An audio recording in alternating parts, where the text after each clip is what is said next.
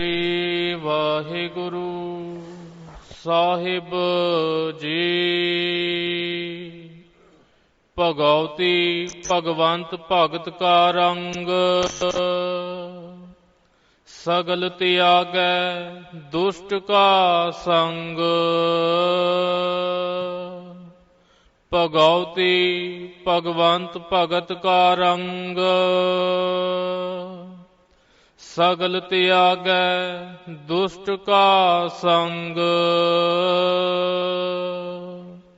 मन ते बिनसै सगला भरम,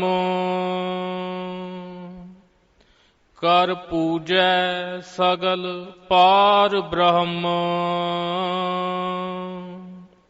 साध संग पापा मल खोवै, तिस भगवती की मत ऊतम होवै। भगवंत की टहल करै नित नीत, मन तन अर्पै बिसन परीत। हर के चरण हृदय बसावै, नानक ऐसा भगवती भगवंत को पावै। हर के चरण हृदय बसावै,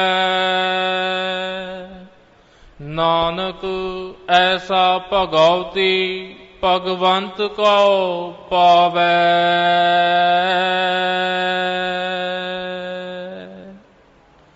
वाहिगुरु जी का खालसा, वाहिगुरु जी की फतेह। सच्चे पातशाह दीन दयाल सतगुरु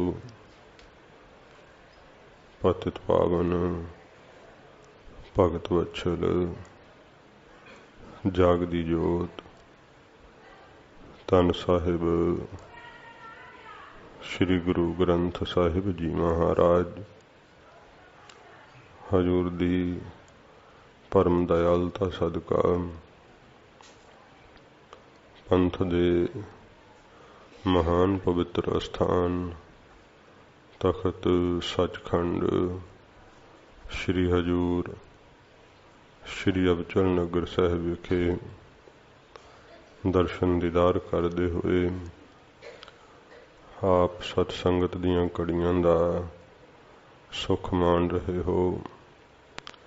सच्चे पातशाह जी दे पावन दरबार अंदर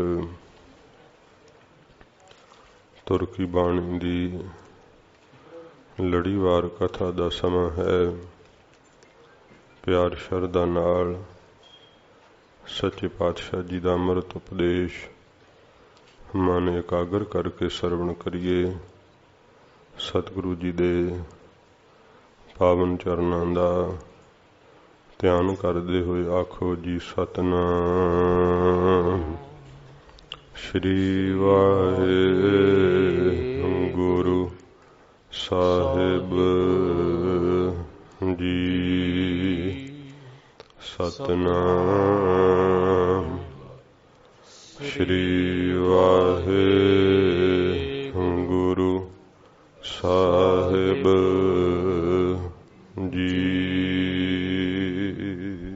सतनाम श्री वाहिगुरु साहिब जी। भगवती भगवंत भगत का रंग। सच्चे पातशाह जी धन गुरु अर्जन साहिब जी महाराज हजूर नामी अष्टपदी दे अंदर सच्चे पातशाह जी पहला अपरस दे लखण महाराज जी ने कहे है। दूसरी पौड़ी विच महाराज जी ने वैष्णव दे लखण कथन कीते हन।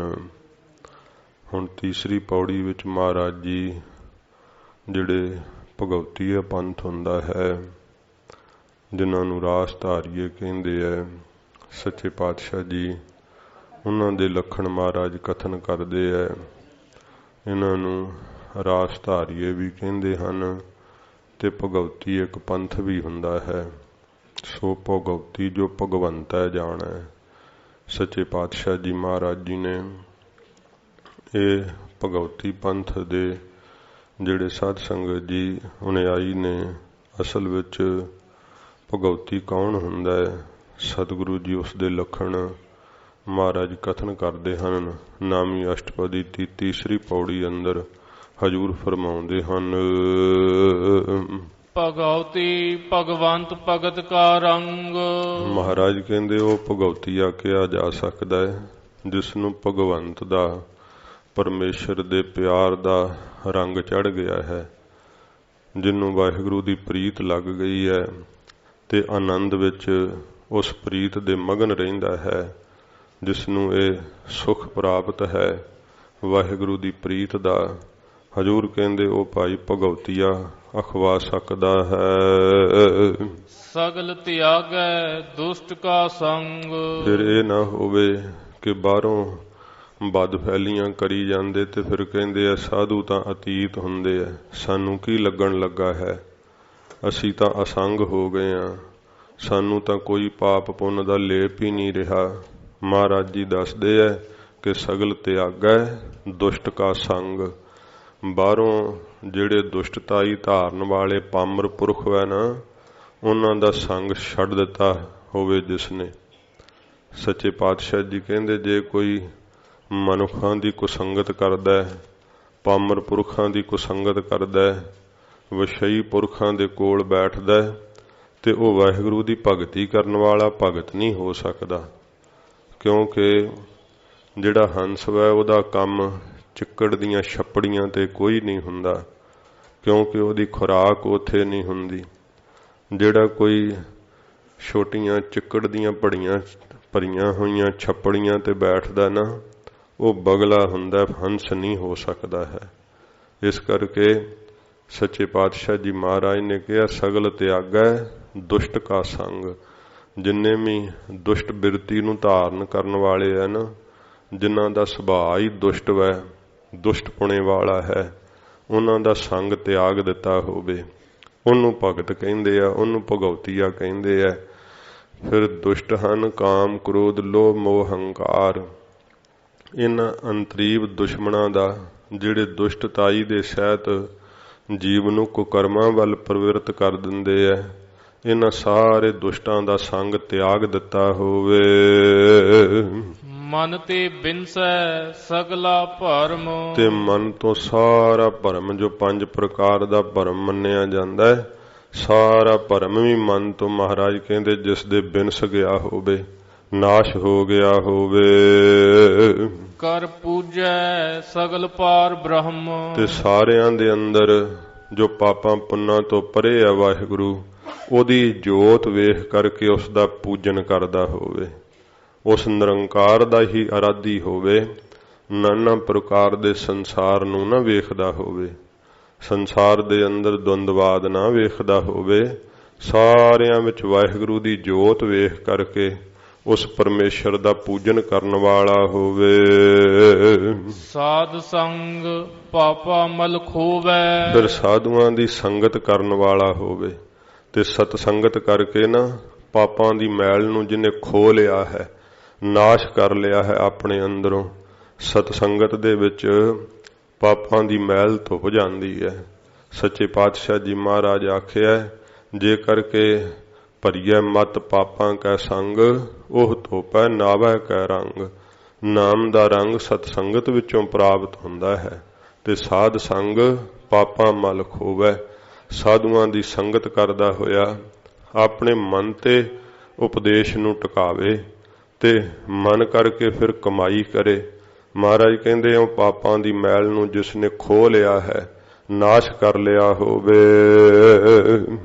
ਤਿਸ ਭਗਉਤੀ ਕੀ ਮਤ ਊਤਮ ਹੋਵੇ। ਉਸ ਭਗਉਤੀਏ ਦੀ ਰਾਸ ਧਾਰੀਏ ਦੀ ਮਹਾਰਾਜ ਕਹਿੰਦੇ ਮਤ ਜਿਹੜੀ ਹੈ ਨਾ, ਉਹ ਆਤਮ ਵਿਸ਼ੈਣੀ ਹੋ ਜਾਂਦੀ, ਸਭ ਤੋਂ ਉੱਤਮ ਮਤ ਉਸ ਦੀ ਹੋ ਜਾਂਦੀ ਹੈ। ਕਦੇ ਵਿਕਾਰ ਮਤ ਵਿੱਚ ਆ ਕੇ ਪਰਸਦੇ ਹੀ ਨਹੀਂ ਹਨ। ਇੰਨੀ ਮਤ ਉੱਚੀ ਹੋ ਜਾਂਦੀ ਹੈ ਕਿ ਪਾਰ ਬ੍ਰਹਮ ਪਰਮੇਸ਼ਰ ਦੇ ਰੂਪ ਵਿੱਚ ਸਮਾਈ ਹੋਈ ਉਹਦਾ ਦਰਸ਼ਨ ਵੇਖਦੀ ਹੈ। ਸੱਚੇ ਪਾਤਸ਼ਾਹ ਕਹਿੰਦੇ ਉਹ ਭਗਉਤੀਏ ਦੀ ਭਾਈ ਮਤ ਜਿਹੜੀ ਹੈ ਸਭ ਤੋਂ ਉੱਤਮ ਹੋ ਜਾਂਦੀ ਹੈ। ਸਾਰਾ ਹੀ ਗਿਆਨ ਉਹਨੂੰ ਜਿਹੜਾ ਹੈ ਉਹ ਸੰਪੂਰਨ ਹੋ ਜਾਂਦਾ ਏ। ਭਗਵੰਤ ਕੀ ਟਹਿਲ ਕਰੈ ਨਿਤ ਨੀਤ। ਫਿਰ ਨਿਤਾ ਪ੍ਰਤੀ ਭਗਵੰਤ ਦੀ ਪਰਮੇਸ਼ਰ ਦੀ ਮਨ ਬਾਣੀ ਸਰੀਰ ਕਰਕੇ ਟਹਿਲ ਕਮਾਉਂਦਾ ਹੋਵੇ। ਮਨ ਕਰਕੇ ਵਾਹਿਗੁਰੂ ਵਿੱਚ ਜੁੜਨਾ ਇਹ ਪਰਮੇਸ਼ਰ ਦੀ ਟਹਿਲ ਕਰਨੀ ਹੈ। ਬਾਣੀ ਕਰਕੇ ਉਹਦਾ ਨਾਮ ਜਪਣਾ ਇਹ ਉਹਦੀ ਟਹਿਲ ਕਰਨੀ ਹੈ। ਹੱਥਾਂ ਕਰਕੇ ਸੇਵਾ ਕਰਨੀ ਇਹ ਸਰੀਰ ਕਰਕੇ ਟਹਿਲ ਕਰਨੀ ਹੈ। ਸੱਚੇ ਪਾਤਸ਼ਾਹ ਜੀ ਮਹਾਰਾਜ ਫਰਮਾਉਂਦੇ ਹਨ, ਭਗਵੰਤ ਕੀ ਟਹਿਲ ਕਰੈ ਨਿਤ ਨੀਤ। ਜਿਹੜਾ ਨਿਤ ਨੀਤ ਸਦਾ ਰਹਿਣ ਵਾਲਾ ਭਗਵੰਤ ਹੈ ਨਾ ਪਰਮੇਸ਼ਰ, ਉਹਦੀ ਸਦਾ ਵਾਸਤੇ ਮਹਾਰਾਜ ਕਹਿੰਦੇ ਭਾਈ ਟਹਿਲ ਕਰੇ, ਮਨ ਬਾਣੀ ਸਰੀਰ ਕਰਕੇ ਸੇਵਾ ਕਰਨਾ ਕਰੇ। ਮਨ ਤਨ ਅਰਪੈ ਬੇਸਨ ਪਰੀਤ। ਆਪਣਾ ਮਨ ਵੀ ਅਤੇ ਆਪਣਾ ਤਨ ਵੀ ਵਾਹਿਗੁਰੂ ਦੀ ਪ੍ਰੀਤ ਵਿੱਚ ਅਰਪਣ ਕਰ ਦੇਵੇ। ਨਾ ਕੋਈ ਤਨ ਦੀ ਆਪਣਤ ਰੱਖੇ, ਨਾ ਕਰਕੇ ਮਨ ਦੀ ਕੋਈ ਜਿਹੜੀ ਹੈ ਪਦਾਰਥਾਂ ਦੀ ਮੇਰ ਰੱਖੇ। ਸੱਚੇ ਪਾਤਸ਼ਾਹ ਜੀ ਕਹਿੰਦੇ ਵਾਹਿਗੁਰੂ ਦੇ ਪਿਆਰ ਵਿੱਚ ਆਪਣੇ ਮਨ ਤੇ ਤਨ ਨੂੰ ਅਰਪਣ ਕਰ ਦੇਵੇ। ਜਦੋਂ ਮਨ ਤੇ ਤਨ ਵਾਹਿਗੁਰੂ ਦੇ ਪਿਆਰ ਵਿੱਚ ਹੀ ਭੇਟਾ ਕਰ ਦੇਵੇ ਨਾ, ਤੇ ਫਿਰ ਸਾਧ ਸੰਗਤ ਜੀ ਉਹ ਆਪ ਤਾਂ ਤਰਦੇ ਹੀ ਹੈ, ਬਹੁਤ ਜੀਆਂ ਦਾ ਭਲਾ ਕਰ ਦਿੰਦੇ ਆ। ਚਾਹੇ ਕਿਸ ਤਰ੍ਹਾਂ ਸੰਸਾਰ ਦੇ ਅੰਦਰ ਵਿਚਰਦੇ ਆ, ਹੋਰਨਾਂ ਜੀਆਂ ਦਾ ਉਹਨਾਂ ਨੂੰ ਵੇਖ ਕੇ ਹੀ ਭਲਾ ਹੋ ਜਾਂਦਾ ਹੈ। ਸੱਚੇ ਪਾਤਸ਼ਾਹ ਕਹਿੰਦੇ ਭਾਈ ਐਸਾ ਭਗਉਤੀ ਹੋਵੇ ਜਿਹੜਾ ਆਪਣੇ ਮਨ ਨੂੰ ਤੇ ਤਨ ਨੂੰ ਵਾਹਿਗੁਰੂ ਦੀ ਵਿਸ਼ਨ ਦੀ ਭਾਵ ਪਰਮੇਸ਼ਰ ਦੀ ਪ੍ਰੀਤੀ ਦੇ ਵਿੱਚ ਹੀ ਆਪਣਾ ਤਨ ਮਨ ਧਨ ਭੇਟ ਕਰ ਦੇਵੇ। ਹਰ ਕੇ ਚਰਨ ਹਿਰਦੈ ਬਸਾਵੈ। ਹਰੀ ਦੇ ਚਰਨ ਜੋ ਹਨ ਨਾਮ ਰੂਪੀ ਚਰਨ, ਉਹਨਾਂ ਨੂੰ ਆਪਣੇ ਹਿਰਦੇ ਵਿੱਚ ਹੀ ਵਸਾ ਲਵੇ। ਹਿਰਦੇ ਵਿੱਚ ਪਰਮੇਸ਼ਰ ਦੇ ਚਰਨਾਂ ਨੂੰ ਧਾਰਨ ਕਰ ਲਵੇ। ਨਾਨਕ ਐਸਾ ਭਗਉਤੀ ਭਗਵੰਤ ਕਉ ਪਾਵੈ। ਐਸਾ ਭਗਉਤੀ ਆ ਜਿਹੜਾ ਨਾ ਰਾਸ ਧਾਰੀਆ, ਸੱਚੇ ਪਾਤਸ਼ਾਹ ਜੀ ਕਹਿੰਦੇ ਭਗਵੰਤ ਕੋ ਪਾਵੈ, ਪਰਮੇਸ਼ਰ ਨੂੰ ਪਾ ਲੈਂਦਾ। ਵਾਹਿਗੁਰੂ ਜੀ ਦੀ ਉਹਨੂੰ ਸਾਖਿਆਤਤਾ ਹੋ ਜਾਂਦੀ ਹੈ। ਉਹ ਮਹਾਰਾਜ ਕਹਿੰਦੇ ਭਗਉਤੀ ਅਖਵਾ ਸਕਦਾ ਹੈ। ਸੱਚੇ ਪਾਤਸ਼ਾਹ ਜੀ ਕਹਿੰਦੇ ਉਹ ਭਾਈ ਨਿਹਾਲ ਹੁੰਦੇ ਆ ਇਹੋ ਜਿਹੇ ਭਗਉਤੀ ਜਿਹੜੇ ਪੰਥ ਦੇ ਅੰਦਰ ਜਿਹੜੇ ਵਾਹਿਗੁਰੂ ਦੀ ਭਗਤੀ ਕਰਦੇ ਆ। ਜੇ ਤਨੋਂ ਮਨੋਂ ਹੋ ਕਰਕੇ ਵਾਹਿਗੁਰੂ ਨਾਲ ਪਿਆਰ ਕਰੇ ਤਾਂ ਮਹਾਰਾਜ ਕਹਿੰਦੇ ਭਾਈ ਪਰਮੇਸ਼ਰ ਦੀ ਸਾਖਿਆਤਤਾ ਨੂੰ ਪਾ ਕੇ ਉਹ ਭਗਉਤੀਏ ਨਿਹਾਲ ਹੋ ਜਾਂਦੇ ਆ। ਸੋ ਪੰਡਿਤ ਜੋ ਮਨ ਪਰ ਬੋਧ ਹੈ। ਹੁਣ ਮਹਾਰਾਜ ਜੀ ਚੌਥੀ ਪੌੜੀ ਵਿੱਚ ਸੱਚੇ ਪਾਤਸ਼ਾਹ ਜੀ ਪੰਡਤ ਦੇ ਲੱਖਣ ਕਰਦੇ ਆ। ਮਹਾਰਾਜ ਜੀ ਪੰਡਾ ਨਾਮ ਬੁੱਧੀ ਦਾ ਹੁੰਦਾ ਹੈ।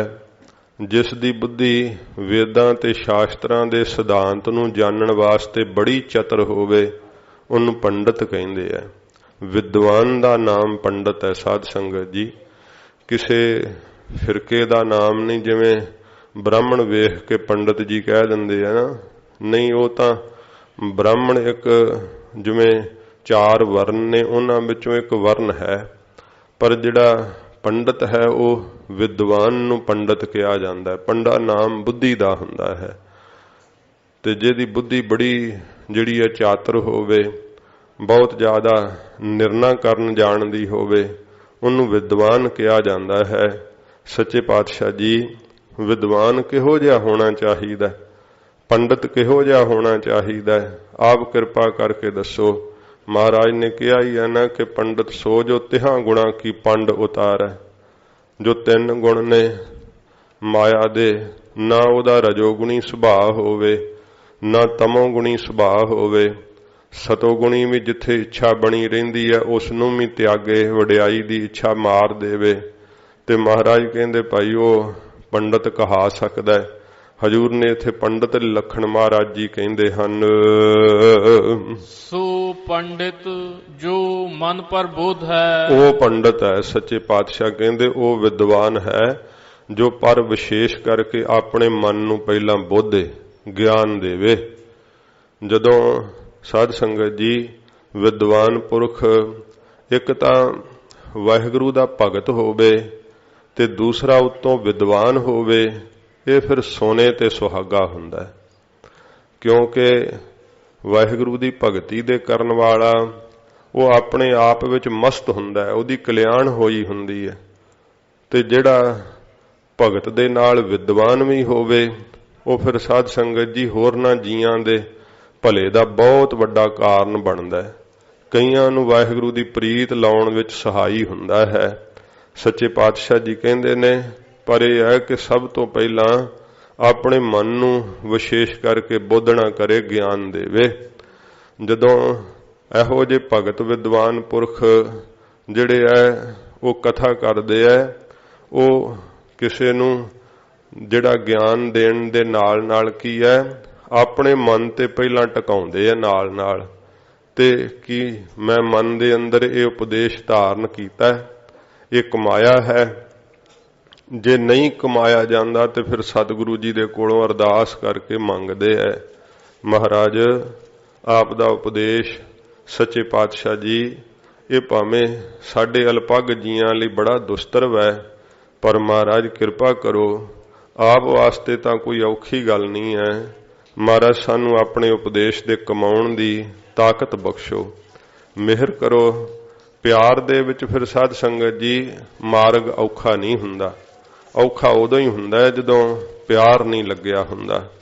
ਸੱਚੇ ਪਾਤਸ਼ਾਹ ਦਾ ਜਦੋਂ ਪਿਆਰ ਲੱਗ ਜਾਂਦਾ ਹੈ ਨਾ, ਫਿਰ ਵਿਦਵਤਾ ਤੋਂ ਐਸੀ ਬਖਸ਼ਿਸ਼ ਮਿਲਦੀ ਹੈ ਕਿ ਗਰੀਬ ਨਿਵਾਜ ਸੱਚੇ ਪਾਤਸ਼ਾਹ ਜੀ ਦੀ ਰਹਿਮਤ ਦੇ ਨਾਲ ਹਿਰਦੇ ਦੇ ਅੰਦਰ ਵਾਸਤਵ ਰੂਪ ਵਿੱਚ ਪ੍ਰਕਾਸ਼ ਹੋ ਜਾਂਦਾ ਹੈ ਤੇ ਉਹਨਾਂ ਨੂੰ ਆਪਣੀ ਵਿਦਵਤਾ ਦਾ ਮਾਣ ਨਹੀਂ ਰਹਿੰਦਾ ਹੈ।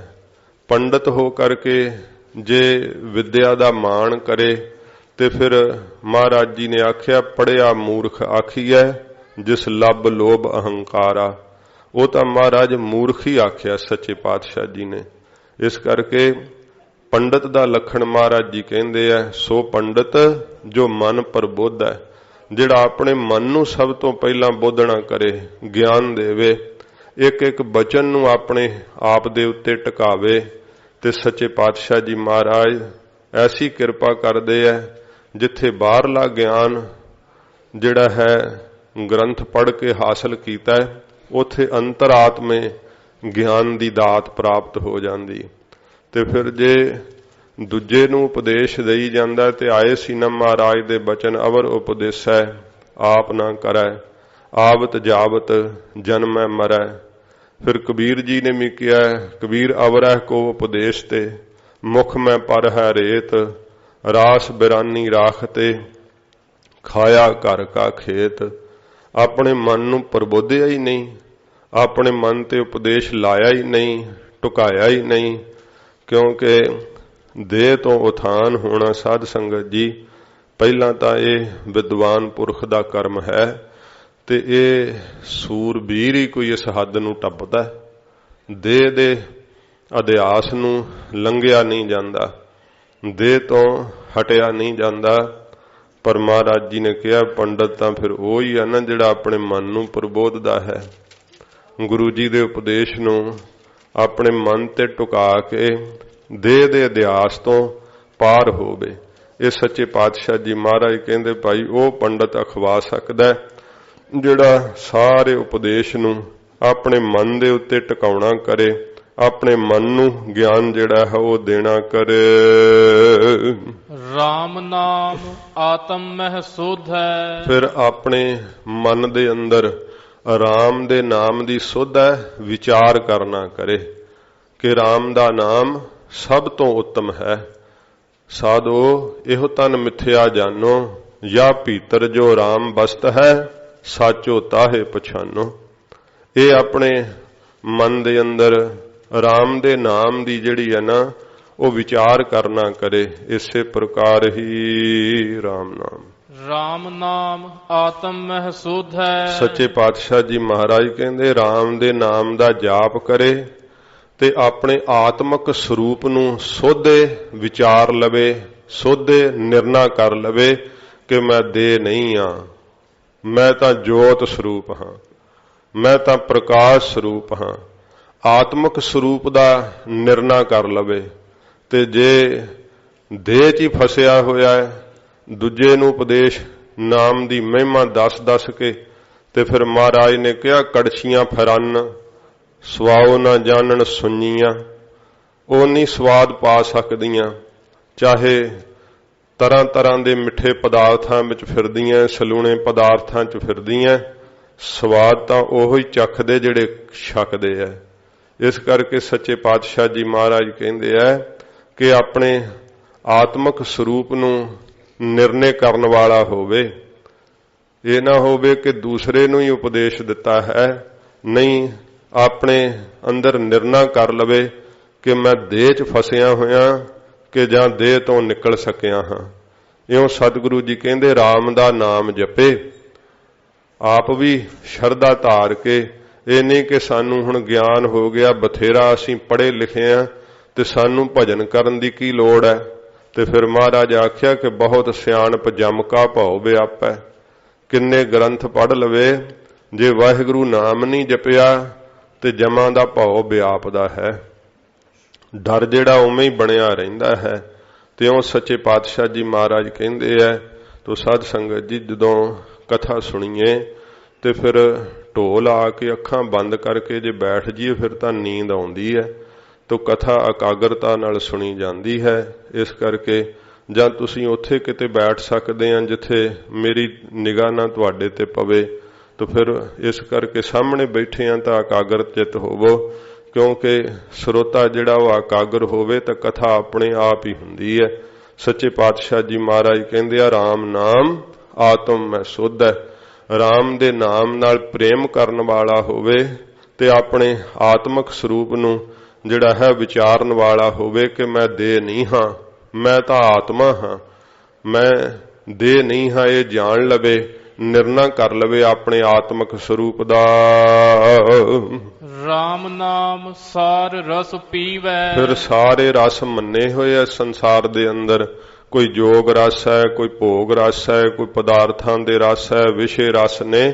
ਸਾਰਿਆਂ ਰਸਾਂ ਵਿੱਚੋਂ ਜਿਹੜਾ ਸਾਰ ਰਸ ਹੈ ਨਾ, ਤਤ ਰਸ ਹੈ, ਉਹ ਨਾਮ ਦਾ ਰਸ ਹੈ।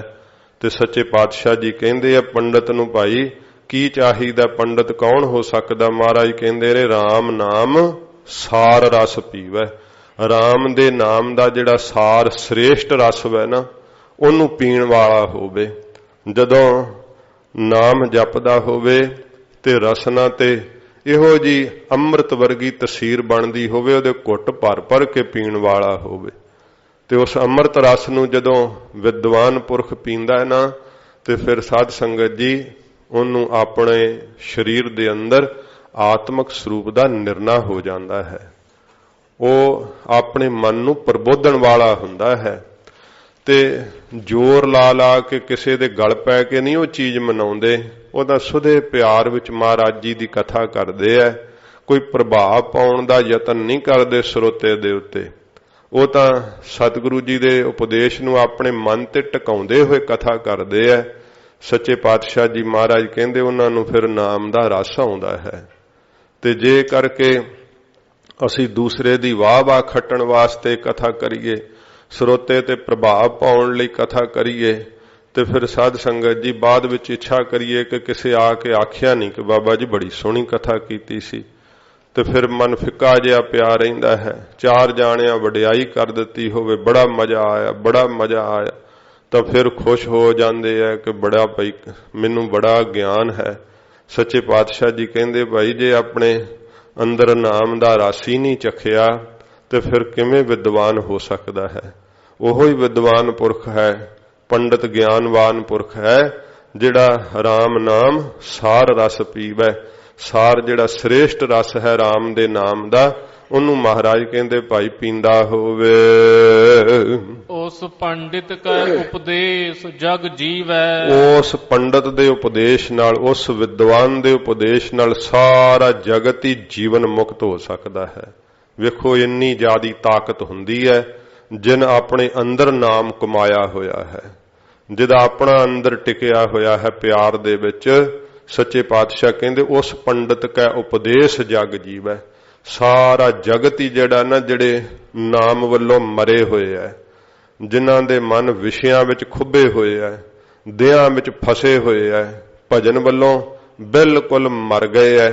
ਉਹਨਾਂ ਨੂੰ ਵੀ ਉਹ ਭਜਨ ਦੀ ਪ੍ਰੀਤ ਲਾ ਕੇ ਜੀਵਨ ਦਾਨ ਦੇਣ ਦੀ ਸਮਰੱਥਾ ਰੱਖਦਾ ਐਸਾ ਵਿਦਵਾਨ ਪੁਰਖ, ਐਸਾ ਪੰਡਤ ਪੁਰਖ। ਸੱਚੇ ਪਾਤਸ਼ਾਹ ਕਹਿੰਦੇ ਉਹਦੇ ਉਪਦੇਸ਼ ਕਰਨ ਨਾਲ ਜਗਤ ਦੇ ਜੀਵ ਭਾਈ ਜਿਉ ਪੈਂਦੇ ਆ ਨਾਮ ਦੇ ਅੰਦਰ, ਵਾਹਿਗੁਰੂ ਦੀ ਪ੍ਰੀਤ ਦੇ ਅੰਦਰ। ਜਦੋਂ ਸ੍ਰੀਮਾਨ ਸੰਤ ਬਾਬਾ ਸੁੰਦਰ ਸਿੰਘ ਜੀ ਖਾਲਸਾ ਪਿੰਡਰਾਂ ਵਾਲੇ ਮਹਾਂਪੁਰਖ ਕਥਾ ਕਰਿਆ ਕਰਦੇ ਤੇ ਸਾਧ ਸੰਗਤ ਜੀ ਪਕਸ਼ੀਆਂ ਤੇ ਵੀ ਅਸਰ ਹੁੰਦਾ। ਪਕਸ਼ੀ ਵੀ ਚਹਿਕਣਾ ਛੱਡ ਕੇ ਕਥਾ ਦੇ ਰਸ ਵਿੱਚ ਟਿਕ ਜਾਇਆ ਕਰਦੇ, ਚੰਦੋਏ ਸਾਹਿਬ ਚੋਂ ਅੰਮ੍ਰਿਤ ਚੋਣ ਲੱਗ ਪੈਂਦਾ। ਇਹ ਸੱਚੇ ਪਾਤਸ਼ਾਹ ਜੀ ਮਹਾਰਾਜ ਦੀ ਅਦੁੱਤੀ ਕਲਾ ਵਰਤਦੀ ਹੈ। ਮੁਰਦੇ ਹੋਏ ਵੀ ਜੀ ਪੈਂਦੇ ਐ, ਜਿਨ੍ਹਾਂ ਦੇ ਮਨ ਭਜਨ ਵੱਲੋਂ ਮਰੇ ਹੋਏ ਐ, ਸਾਰੇ ਜਗਤ ਦੇ ਜੀਆਂ ਨੂੰ ਉਹ ਜਿਉਣ ਦੀ ਤਾਕਤ ਰੱਖਦੇ ਐ। ਵਾਹਿਗੁਰੂ ਦੇ ਨਾਮ ਵਿੱਚ ਲਾ ਕਰਕੇ ਜਿੰਦਿਆਂ ਕਰਨ ਦੀ ਸ਼ਕਤੀ ਰੱਖਦੇ, ਕਿਉਂਕਿ ਬੋਲ ਵਿੱਚ ਤਾਕਤ ਹੁੰਦੀ ਹੈ ਨਾ, ਬੋਲ ਵਿੱਚ ਸ਼ਰਧਾ ਹੁੰਦੀ ਹੈ, ਬੋਲ ਵਿੱਚ ਪਿਆਰ ਭਰਿਆ ਹੁੰਦਾ ਹੈ। ਇੰਨਾ ਪਿਆਰ ਨਾਲ ਰੰਗਰੇਜ ਬਚਨ ਕਰਦੇ ਐ ਕਿ ਨਾਸਤਕ ਤੋਂ ਨਾਸਤਕ ਪੁਰਖ ਦੇ ਉੱਤੇ ਵੀ ਅਸਰ ਪੈ ਜਾਂਦਾ ਹੈ। ਕਈ ਐਸੇ ਪੁਰਖ ਜਿਹੜੇ ਕਿਸੇ ਉਪਦੇਸ਼ ਨੂੰ ਸੁਣਦੇ ਹੀ ਨਹੀਂ, ਕਿਸੇ ਦੀ ਗੱਲ ਮੰਨਦੇ ਹੀ ਨਹੀਂ, ਪਰ ਸਾਧ ਸੰਗਤ ਜੀ ਪੂਰੇ ਪੁਰਖ ਦੇ ਮੁਖ ਤੋਂ ਨਿਕਲਿਆ ਹੋਇਆ ਬੋਲ, ਉਹ ਲੋਕ ਗੁਰਮਤਿ ਦੇ ਪਾਂਧੀ ਬਣ ਗਏ, ਜਿਨ੍ਹਾਂ ਦੇ ਅੰਦਰ ਸਦਾ ਹੀ ਟੇਢਾਪੁਣਾ ਸੀ, ਨਾਸਤਕਪੁਣਾ ਸੀ ਤੇ ਵਕਾਰਾਂ ਵਿੱਚ ਗਲਤਾਨ ਹੋਏ ਪਏ ਸਨ। ਸੱਚੇ ਪਾਤਸ਼ਾਹ ਕਹਿੰਦੇ ਐਸਾ ਵਿਦਵਾਨ ਪੁਰਖ ਜੇ ਕਰਕੇ ਕਿਤੇ ਉਪਦੇਸ਼ ਦੇਵੇ ਤੇ ਉਹਦੇ ਉਪਦੇਸ਼ ਨਾਲ ਭਾਈ ਜਗਤ ਦੇ ਜੀਵ ਜਿਹੜੇ ਐ, ਜਿਹੜਾ ਸੁਣੇ ਉਹ ਵਾਹਿਗੁਰੂ ਦੇ ਨਾਮ ਵੱਲ ਜਿਉਂਦਾ ਹੋ ਜਾਂਦਾ ਏ। ਹਰ ਕੀ ਕਥਾ ਹਿਰਦੈ ਬਸਾਵੈ। ਇਹ ਵਾਹਿਗੁਰੂ ਦੀ ਜਿਹੜੀ ਕਥਾ ਹੈ ਨਾ, ਵਿਦਵਾਨ ਪੁਰਖ ਨੇ ਹਿਰਦੇ 'ਚ ਹੀ ਵਸਾਈ ਹੋਵੇ। ਇਹ ਨਹੀਂ ਕਿ ਕੱਲਾ ਫਿਰ ਪੜ ਕੇ ਕਥਾ ਸਾਰੀ ਉਮਰ ਕਰੀ ਜਾਵੇ ਤੇ ਬੜੇ ਜ਼ਿਆਦਾ ਲੈਕਚਰ ਤਿਆਰ ਕੀਤੇ ਹੋਣ ਤੇ ਫਿਰ ਉਹਨਾਂ ਦੇ ਸਾਧ ਸੰਗਤ ਜੀ ਉਹ ਰੱਟਾ ਮਾਰਿਆ ਹੁੰਦਾ ਹੈ ਤੇ ਪ੍ਰਕਰਨ ਬਣਾਏ ਹੁੰਦੇ ਐ ਤੇ ਉਹਨਾਂ ਪ੍ਰਕਰਨਾਂ ਨੂੰ ਜਿੱਥੇ ਫਿਰ ਜਿਹੜਾ ਹੈ ਉਹੋ ਜੀਆਂ ਕਿਤਾਬਾਂ ਪੜ੍ਹਨੀਆਂ ਤੇ ਫਿਰ ਬੇਟੋਕ ਬੇਰੋਕ ਬੋਲਣਾ ਬਹੁਤ ਜ਼ਿਆਦਾ ਤੇਜ਼ ਤੇ ਫਿਰ ਕਹਿਣਾ ਜੀ ਬੜਾ ਬਕਤੱਬ ਕਰਨ ਵਾਲੇ ਐ। ਹੈਰਾਨ ਹੀ ਹੋ ਜਾਂਦੇ ਸੁਣ ਕੇ ਸਰੋਤੇ ਵੀ, ਪਰ ਮਨ ਦੇ ਅੰਦਰ ਖੁਸ਼ਕੀ ਵਰਤੀ ਹੁੰਦੀ ਹੈ, ਮਨ ਦੇ ਅੰਦਰ ਬੇਚੈਨੀ ਹੁੰਦੀ ਹੈ। ਮਾਇਆ ਦੇ ਅਰਥ ਵਾਸਤੇ ਹੀ ਕੇਵਲ ਉਹ ਸਾਰਾ ਕੁਝ ਦਿਖਾਵਾ ਹੁੰਦਾ ਹੈ, ਜਿਸ ਕਰਕੇ ਕਿ ਅਸਰ ਨਹੀਂ ਪੈਂਦਾ ਹੈ। ਸੱਚੇ ਪਾਤਸ਼ਾਹ ਜੀ ਮਹਾਰਾਜ ਕਹਿੰਦੇ ਹਨ, ਹਰ ਕੀ ਕਥਾ ਹਿਰਦੈ ਬਸਾਵੈ। ਜਿਹੜੀ ਮੇਰੀ ਹਰੀ ਦੀ ਕਥਾ ਹੈ ਨਾ, ਵਾਹਿਗੁਰੂ ਦੀ ਕਥਾ ਸਰੂਪ ਲੱਖਣਾ ਵਾਲੀ, ਉਹ ਵੀ ਹਿਰਦੇ 'ਚ ਹੀ ਵਸ ਗਈ ਹੋਵੇ। ਜਿਵੇਂ ਸੱਚੇ ਪਾਤਸ਼ਾਹ ਨੇ ਸਰਗੁਣ ਰੂਪ ਧਾਰ ਕੇ ਬਖਸ਼ਿਸ਼ਾਂ ਕੀਤੀਆਂ ਨਾ, ਸੱਚੇ ਪਾਤਸ਼ਾਹ ਮਹਾਰਾਜ ਦਾ ਸਾਧ ਸੰਗਤ ਜੀ, ਇਹ ਜਦੋਂ ਬਚਪਨ ਹੁੰਦਾ ਨਾ, ਬਚਪਨ ਦੇ ਵਿੱਚ ਸੰਸਕਾਰ ਪੈਂਦੇ ਆ। ਅਸੀਂ ਅੱਜ ਬਹੁਤ ਸਾਡਾ ਸਮਾਜ, ਸਿੱਖ ਸਮਾਜ ਇਸ ਗੱਲ ਤੋਂ ਦੁਖੀ ਹੈ ਕਿ ਬੱਚੇ ਜਿਹੜੇ ਆ ਉਹ ਗੁਰਮਤਿ ਵੱਲ ਕਿਉਂ ਨਹੀਂ ਜੁੜਦੇ, ਕਿਉਂਕਿ ਸਾਧ ਸੰਗਤ ਜੀ ਬਚਪਨ ਵਿੱਚ ਉਹਨਾਂ ਨੂੰ ਸਤਿਗੁਰੂ ਜੀ ਦਾ ਇਤਿਹਾਸ ਸਾਖੀਆਂ ਸੁਣਾਈਆਂ ਹੀ ਕਿਸੇ ਨਹੀਂ।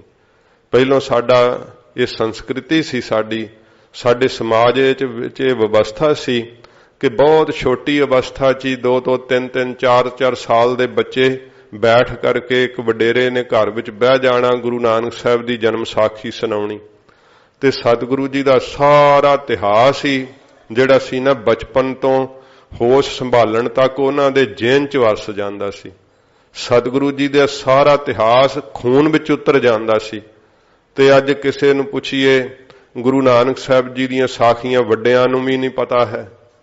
ਗੁਰੂ ਸਾਹਿਬ ਜੀ ਦੇ ਇਤਿਹਾਸ ਬਾਰੇ ਵੱਡੇ ਕਹਿੰਦੇ ਅਸੀਂ ਸਾਨੂੰ ਪਤਾ ਹੀ ਨਹੀਂ, ਜਾਣਦੇ ਹੀ ਨਹੀਂ, ਕਿਉਂਕਿ ਮਹਾਰਾਜ ਸੱਚੇ ਪਾਤਸ਼ਾਹ ਦਾ ਇਤਿਹਾਸ ਉਹਨਾਂ ਸੁਣਿਆ ਨਹੀਂ, ਵਾਂਝੇ ਰਹਿ ਗਏ। ਮਹਾਰਾਜ ਦੇ ਜੀਵਨ ਦੀ ਕਥਾ ਨਹੀਂ ਸੁਣੀ। ਜੇ ਕਰਕੇ ਬਚਪਨ ਵਿੱਚ ਸੁਣੀ ਹੋਵੇ ਤੇ ਫਿਰ ਸਾਧ ਸੰਗਤ ਜੀ ਉਹ ਸੰਸਕਾਰ ਪੈਂਦੇ ਐ, ਹਿਰਦੇ 'ਚ ਹੀ ਵਸ ਜਾਂਦੀ ਹੈ। ਫਿਰ ਕਿਤੋਂ ਹੋਰ ਪੜ ਕੇ, ਕਿਉਂਕਿ ਸਾਨੂੰ ਵੀ ਕਈ ਵਾਰੀ ਪੁੱਛਦੇ ਹੁੰਦੇ ਜੀ ਤੁਸੀਂ ਕਿਹੜੀਆਂ ਕਿਤਾਬਾਂ ਪੜ੍ਹਦੇ ਆ। ਸੰਪਰਦਾ ਦੇ ਅੰਦਰ ਮੂਲ ਗ੍ਰੰਥ ਪੜ੍ਹਾਏ ਜਾਂਦੇ ਆ। ਉਹਨਾਂ ਮੂਲ ਗ੍ਰੰਥਾਂ ਦੀ ਕਥਾ ਜਿਹੜੀ ਹੈ ਨਾ, ਜੇ ਕਰਕੇ ਰਾਗੀ ਸਿੰਘ ਬਣਨਾ ਹੈ, ਰਾਗ ਵਿਦਿਆ ਸਿੱਖਣੀ ਹੈ ਜਾ ਕਰਕੇ ਕਥਾ ਸਿੱਖਣੀ ਹੈ। ਪਰ ਪਹਿਲਾਂ ਜਿਹੜਾ ਹੈ ਉਹ ਸਾਧ ਸੰਗਤ ਜੀ ਸਭ ਨੂੰ ਕਥਾ ਸੁਣਨੀ ਜ਼ਰੂਰੀ ਹੁੰਦੀ, ਕਿਉਂਕਿ ਕਥਾ ਦੇ ਸੁਣ ਕੇ ਹੀ ਅੰਦਰ ਜਿਹੜਾ ਹੈ ਨਾ ਕੋਈ ਵੀ ਚੀਜ਼ ਵਸਦੀ ਹੈ ਤੇ ਸੁਣ ਕੇ ਹੀ ਵਸਦੀ ਹੈ। ਸੱਚੇ ਪਾਤਸ਼ਾਹ ਜੀ ਮਹਾਰਾਜ ਨੇ ਕਿਹਾ ਇੰਨਾ ਪਿਆਰ ਹੋਵੇ ਵਾਹਿਗੁਰੂ ਦੇ ਨਾਲ, ਪਰਮੇਸ਼ਰ ਦੀ ਸਰੂਪ ਲੱਖਣਾਂ ਵਾਲੀ ਕਥਾ, ਧੰਨ ਗੁਰੂ ਨਾਨਕ ਦੇਵ ਸੱਚੇ ਪਾਤਸ਼ਾਹ 10 ਪਾਤਸ਼ਾਹੀਆਂ ਦਾ ਪਵਿੱਤਰ ਇਤਿਹਾਸ ਹਿਰਦੇ 'ਚ ਹੀ ਵਸਿਆ ਹੋਵੇ। ਇਹ ਨਹੀਂ ਕਿ ਬੋਲਣ ਤੋਂ ਪਹਿਲਾਂ ਫਿਰ ਜਿਹੜਾ ਕਿਸੇ ਕਿਤਾਬ ਨੂੰ ਵੇਖਣਾ, ਭਾਵੇਂ ਕਿ ਕੁਝ ਜ਼ਰੂਰੀ ਚੀਜ਼ਾਂ ਤਾਂ ਵੇਖਣੀਆਂ ਹੀ ਪੈਂਦੀਆਂ ਨੇ ਨਾ, ਤਾਂ ਫਿਰ ਨਿਰਣਾ ਕਰਨਾ ਹੀ ਪੈਂਦਾ ਹੈ। ਪਰ ਸਾਧ ਸੰਗਤ ਜੀ ਸਤਿਗੁਰੂ ਜੀ ਦਾ ਇਤਿਹਾਸ ਜਿਹੜਾ ਨਾ ਉਹ ਹਿਰਦੇ 'ਚ ਹੀ ਵਸਿਆ ਹੋਵੇ, ਮਹਾਰਾਜ ਨਾਲ ਇੰਨਾ ਪਿਆਰ ਹੋਵੇ ਕਿ ਲਿਖ ਕੇ ਕੀ ਕਿ ਕਲੋ ਮਸਾਜ ਨਹੀਂ ਕਿਆ ਸਦਾਈ ਹੈ, ਹਿਰਦਾ ਹੀ ਲਿਖ ਲਿਓ। ਸੱਚੇ ਪਾਤਸ਼ਾਹ ਜੀ ਮਹਾਰਾਜ ਦੇ ਇਹ ਸਰੂਪ ਲੱਖਣਾਂ ਦੀ ਕਥਾ ਜਿਹੜੀ ਆ ਉਹ ਹਿਰਦੇ ਵਿੱਚ ਮਹਾਰਾਜ ਕਹਿੰਦੇ ਭਾਈ ਵਸਾਉਣ ਵਾਲਾ ਹੋਵੇ। ਫਿਰ ਜਿਹੜੇ ਤਟਸਤੀ ਲੱਖਣ ਹੈ ਵਾਹਿਗੁਰੂ ਦੇ, ਉਹਨਾਂ ਦੀ ਕਥਾ ਜਿਹੜੀ ਆ ਹਿਰਦੇ ਵਿੱਚ ਵਸਾਉਣ ਵਾਲਾ ਹੋਵੇ। ਫਿਰ ਇਹ ਐਸੀ ਕਥਾ ਹੈ ਜਿੱਥੇ ਮੈਂ ਬਣ ਕੇ ਕਥਾ ਕੀਤੀ ਨਹੀਂ ਜਾ ਸਕਦੀ ਤੇ ਤੂੰ ਬਣ ਕੇ ਸੁਣੀ ਨਹੀਂ ਜਾ ਸਕਦੀ। ਜਿੱਥੇ ਸਾਧ ਸੰਗਤ ਜੀ ਇਹ ਕਥਾ ਦੀ ਇਹ ਅਵਸਥਾ ਹੈ ਜਿੱਥੇ ਸੁਖ ਸਰੂਪ ਦਾ ਥਾਂ ਪ੍ਰਾਪਤ ਕਰਾਉਣ ਵਾਲੀ, ਜਿੱਥੇ ਜਾ ਕਰਕੇ ਮੈਂ ਦਾ ਭਾਵ ਨਹੀਂ ਰਹਿੰਦਾ, ਤੂੰ ਦਾ ਸਾਧ ਸੰਗਤ ਜੀ ਭਾਵ ਨਹੀਂ ਰਹਿੰਦਾ, ਵਾਹਿਗੁਰੂ ਦੇ ਵਿੱਚ ਸਮਾ ਜਾਈਦਾ ਹੈ। ਉੱਥੇ ਫਿਰ ਕੀ ਮਾਣ ਰਹਿਣਾ ਕਿ ਮੈਂ ਕਥਾ ਕੀਤੀ ਹੈ, ਤੇ ਉੱਥੇ ਕੀ ਕਿਸੇ ਸਰੋਤੇ ਨੂੰ ਮਾਣ ਰਹਿਣਾ ਹੈ। ਉੱਥੇ ਫਿਰ ਭਗਤਾ ਤੇ ਸਰੋਤਾ ਇੱਕ ਹੋ ਜਾਂਦੇ ਹੈ। ਸੱਚੇ ਪਾਤਸ਼ਾਹ ਜੀ ਮਹਾਰਾਜ ਕਹਿੰਦੇ ਹੈ ਇਹ ਕਥਨ ਕਰਨ ਨੂੰ ਜਿਹੜੀ ਕਥਾ ਹੈ ਨਾ, ਜੇ ਕਰਕੇ ਇਹਨੂੰ ਸ਼ਰਧਾ ਤੇ ਵਿਸ਼ਵਾਸ ਰੂਪੀ ਕੰਨਾਂ ਨਾਲ ਸੁਣ ਲਵੇ ਤੇ ਸੁਣ ਕਰਕੇ ਫਿਰ ਉਹਦੀ ਕਮਾਈ ਕਰ ਲਵੇ, ਤੇ ਕਮਾਈ ਕਰਕੇ ਜੇ ਹਿਰਦੇ 'ਚ ਹੀ ਵਸਾ ਲਵੇ ਨਾ, ਫਿਰ ਮਹਾਰਾਜ ਕਿਹਾ ਸਭ ਤੇ ਉਤਮ ਹਰ ਕੀ ਕਥਾ, ਨਾਮ ਸੁਨਤ ਦਰਦ ਦੁਖ ਲਥਾ, ਸੁਨ ਹਰ ਕਥਾ ਉਤਾਰੀ ਮੈਲ ਭਏ ਪੁਨੀਤ। ਮਹਾਰਾਜ ਕਹਿੰਦੇ ਫਿਰ ਪਵਿੱਤਰ ਹੋ ਜਾਂਦੇ, ਫਿਰ ਭਾਈ ਉਹਨਾਂ ਦੇ ਹਿਰਦੇ ਜਿਹੜੇ ਆ ਅਪਵਿੱਤਰ ਨਹੀਂ ਰਹਿੰਦੇ ਹਨ। ਇੰਨੀ ਸੁੱਖ ਦੀ ਦਾਤ ਪ੍ਰਾਪਤ ਹੁੰਦੀ ਹੈ ਕਿ ਉਸ ਸੁੱਖ ਨੂੰ ਨਾ ਭਗਤੇ ਕੋਲੋਂ ਬਿਆਨ ਕੀਤਾ ਜਾਂਦਾ ਹੈ, ਨਾ ਸਰੋਤੇ ਕੋਲੋਂ ਦੱਸਿਆ ਜਾਂਦਾ ਹੈ। ਸੱਚੇ ਪਾਤਸ਼ਾਹ ਮਹਾਰਾਜ ਕਹਿੰਦੇ ਆ ਭਾਈ ਇਹ ਦਾਤ ਜਿਹੜੀ ਹੈ ਨਾ ਕਥਾ ਦੇ ਸੁਣਨ ਨਾਲ ਪ੍ਰਾਪਤ ਹੁੰਦੀ ਹੈ, ਤੇ ਵਾਹਿਗੁਰੂ ਦੇ ਸਰੂਪ ਦੀ ਕਥਾ ਜਿਹੜੀ ਹੈ ਉਹਨੂੰ ਆਪਣੇ ਹਿਰਦੇ 'ਚ ਹੀ ਵਸਾ ਲਿਆ ਹੋਵੇ। ਐਸਾ ਵਿਦਵਾਨ ਪੁਰਖ, ਐਸਾ ਪੰਡਤ ਹੋਵੇ। ਸੋ ਪੰਡਿਤ ਫਿਰ ਜੂਨ ਨਾ ਆਵੇ, ਉਹ ਪੰਡਤ ਵਿਦਵਾਨ ਪੁਰਖ ਮਹਾਰਾਜ ਕਹਿੰਦੇ ਮੁੜ ਜੂਨੀਆਂ 'ਚ ਨਹੀਂ ਆਏਗਾ। ਫਿਰ ਜਿਹਦੇ ਅੰਦਰ ਵਾਹਿਗੁਰੂ ਦੀ ਕਥਾ ਹੀ ਵਸ ਗਈ ਹੋਵੇ, ਉਹ ਫਿਰ ਮਹਾਰਾਜ ਫਰਮਾਉਂਦੇ ਆ ਕਿ ਭਾਈ ਜੂਨੀਆਂ 'ਚ ਨਹੀਂ ਆਉਂਦਾ ਹੈ, ਸਜ਼ਾ ਨਹੀਂ ਪਾਉਂਦਾ ਹੈ। ਵੇਦ ਪੁਰਾਣ ਸਿਮਰਿਤ ਬੂਝੈ ਮੂਲ, ਫਿਰ 4 ਵੇਦ ਨੇ, 18 ਪੁਰਾਣ ਨੇ, 27 ਸਿਮਰਤੀਆਂ ਹਨ। ਇਹਨਾਂ ਵਿੱਚ ਮੂਲ ਰੂਪ ਕੀ ਹੈ? ਬ੍ਰਹਮ, ਪਰਮੇਸ਼ਰ। ਉਸ ਨੂੰ ਬੁੱਝ ਲਿਆ ਹੋਵੇ, ਜਾਣ ਲਿਆ ਹੋਵੇ, ਕਿਉਂਕਿ ਜਿੰਨਾ ਵਿਸਥਾਰ ਹੈ ਵੇਦਾਂ ਦੇ ਅੰਦਰ ਉਹ ਬ੍ਰਹਮ ਦਾ ਹੀ ਵਿਸਥਾਰ ਕੀਤਾ ਹੋਇਆ ਨਾ, ਕਿਵੇਂ ਗਿਆਨ ਦੁਆਰਾ ਜਿਹੜਾ ਉਹ ਸਿੱਧ ਕਰਦੇ ਹੈ। ਫਿਰ ਸਾਧ ਸੰਗਤ ਜੀ 27 ਜਿਹੜੀਆਂ ਸਿਮਰਤੀਆਂ ਹਨ, 18 ਪੁਰਾਣ ਹਨ, ਇਹਨਾਂ ਵਿੱਚ ਸੂਤਰ ਰੂਪ ਮੂਲ ਰੂਪ ਕੌਣ ਹੈ? ਬ੍ਰਹਮ ਹੈ। ਸੱਚੇ ਪਾਤਸ਼ਾਹ ਜੀ ਫਰਮਾਉਂਦੇ ਹਨ ਵੇਦ ਪੁਰਾਣ ਸਿਮਰਿਤ ਬੂਝੈ ਮੂਲ, ਵੇਦਾਂ ਵਿੱਚ, ਪੁਰਾਣਾਂ ਵਿੱਚ ਤੇ ਸਿਮਰਤੀਆਂ ਵਿੱਚ ਮੂਲ ਰੂਪ ਪਰਮੇਸ਼ਰ ਨੂੰ ਬੁੱਝ ਲਵੇ, ਜਾਣ ਲਵੇ ਤੇ ਸਿਧਾਂਤ ਨੂੰ ਧਾਰਨ ਕਰਕੇ ਮਹਾਰਾਜ ਕਹਿੰਦੇ ਭਾਈ ਪਰਮੇਸ਼ਰ ਦੇ ਨਾਮ ਨੂੰ ਗ੍ਰਹਿਣ ਕਰ ਲਵੇ। ਜਿਵੇਂ ਮਹਾਰਾਜ ਜੀ ਨੇ ਕਿਹਾ ਹੀ ਹੈ ਨਾ ਕਿ ਸਿਮਰਤ ਵੇਦ ਪੁਰਾਣ ਪੁਕਾਰਨ ਪੋਥੀਆਂ, ਨਾਮ ਬਿਨਾ ਸਭ ਕੂੜ ਗਾਲੀ ਹੋਛੀਆਂ। ਮਹਾਰਾਜ ਕਹਿੰਦੇ ਸੂਤਰ ਰੂਪ ਇਹਨਾਂ ਵਿੱਚ ਮੂਲ ਰੂਪ ਪਰਮੇਸ਼ਰ ਦਾ ਨਾਮ ਹੈ। ਉਸ ਨੂੰ ਬੁੱਝ ਲੈਣ ਵਾਲਾ ਹੋਵੇ, ਜਾਣ ਲੈਣ ਵਾਲਾ ਹੋਵੇ, ਕਿਉਂਕਿ ਹਰੇਕ ਪ੍ਰਕਾਰ ਦੇ ਕਰਮ ਭਾਵੇਂ ਦੱਸੇ ਹੈ, ਪਰ ਸਾਧ ਸੰਗਤ ਜੀ ਪ੍ਰਾਪਤੀ ਤਾਂ ਪਰਮੇਸ਼ਰ ਦੀ ਹੈ ਨਾ, ਲਕਸ਼। ਤੇ ਫਿਰ ਵਿਦਵਾਨ ਪੁਰਖ ਜਿਹੜਾ ਉਹ ਸਿੱਧਾ ਲਕਸ਼ ਨੂੰ ਧਾਰਨ ਕਰੇ। ਮਹਾਰਾਜ ਕਹਿੰਦੇ ਲਕਸ਼ ਕੀ ਹੈ? ਬ੍ਰਹਮ ਆਪ। ਜਿਸ ਬ੍ਰਹਮ ਨੂੰ ਵੇਦ ਵੀ ਕਹਿੰਦੇ ਆ ਕਿ ਉਹ ਬੇਅੰਤ ਕਰਕੇ ਕਥਨ ਕਰਦੇ ਆ। 27 ਸਿਮਰਤੀਆਂ ਜਿਸ ਨੂੰ ਕਹਿੰਦੀਆਂ ਨੇ ਅਨੰਤ ਵੈ, ਤੇ ਫਿਰ ਪ੍ਰਾਣ ਜਿਸ ਨੂੰ ਕਥਨ ਕਰਦੇ ਆ ਕਿ ਸਭ ਥਾਵਾਂ ਤੇ ਸਮਾਇਆ ਹੋਇਆ। ਸੂਤਰ ਰੂਪ ਤਾਂ ਮੂਲ ਰੂਪ ਤਾਂ ਬ੍ਰਹਮ ਹੈ ਨਾ, ਜਿਹਦਾ ਵਿਸਥਾਰ ਪਏ ਕਰਦੇ ਆ। ਸੱਚੇ ਪਾਤਸ਼ਾਹ ਕਹਿੰਦੇ ਉਸ ਮੂਲ ਰੂਪ ਨੂੰ, ਮੁੱਢ ਰੂਪ ਨੂੰ, ਪਰਮੇਸ਼ਰ ਦੇ ਸਰੂਪ ਦੇ ਆਨੰਦ ਨੂੰ ਬੁੱਝਣ ਵਾਲਾ ਹੋਵੇ, ਜਾਣਨ ਵਾਲਾ ਹੋਵੇ। ਸੂਖਮ ਮਹਿ ਜਾਣੈ ਅਸਥੂਲ। ਫਿਰ ਸਾਧ ਸੰਗਤ ਜੀ ਇਹ ਜੋ ਪਰਮੇਸ਼ਰ ਹੈ ਨਾ, ਉਹ ਆਪ ਸੂਖਸ਼ਮ ਰੂਪ ਹੈ। ਤੇ ਇਹ ਜਿਹੜੇ ਕੋਈ ਬਿਰਧ ਰੂਪ ਕਰਕੇ ਵੇਖਦੇ ਐ, ਇਹ ਅਸਚਰਜ ਜੀ ਲੀਲਾ ਹੈ। ਮਹਾਰਾਜ ਨੇ ਕਿਹਾ ਸੂਛਮ ਤੇ ਸੂਛਮ ਕਰ ਚੀਨੇ, ਬਿਰਦਨ ਬਿਰਦ ਬਤਾਏ। ਜੇ ਕਿਸੇ ਨੂੰ ਕੋਈ ਜਿਵੇਂ ਜੋਗੀ ਧਿਆਨ ਟਿਕਾ ਕੇ ਜਿਹੜੇ ਸੂਖਸ਼ਮ ਸਾਧ ਸੰਗਤ ਜੀ ਅਣੂ ਦੀ ਤਰ੍ਹਾਂ ਹੁੰਦੇ, ਉਹਨਾਂ ਤੱਤਾਂ ਨੂੰ ਵੇਖ ਲੈਂਦੇ ਹਨ, ਪਰ ਉਹਨਾਂ ਤੱਤਾਂ ਤੋਂ ਵੀ ਇੰਨਾ ਜ਼ਿਆਦਾ ਸੂਖਸ਼ਮ ਹੈ ਕਿ ਉਸ ਨੂੰ ਕਿਸੇ ਵੀ ਤਰੀਕੇ ਨਾਲ ਵੇਖਿਆ ਨਹੀਂ ਜਾ ਸਕਦਾ ਹੈ। ਤੇ ਜਿਨ੍ਹਾਂ ਨੇ ਵੱਡਾ ਵੇਖਿਆ ਪਰਮੇਸ਼ਰ ਨੂੰ, ਉਹ ਬਿਰਦਨ ਬਿਰਦ ਬਤਾਏ, ਕਹਿੰਦੇ ਵੱਡਿਆਂ ਤੋਂ ਵੱਡਾ ਹੈ, ਉਹਦੇ ਜਿੱਡਾ ਵੱਡਾ ਕੋਈ ਹੋਰ ਹੈ ਨਹੀਂ।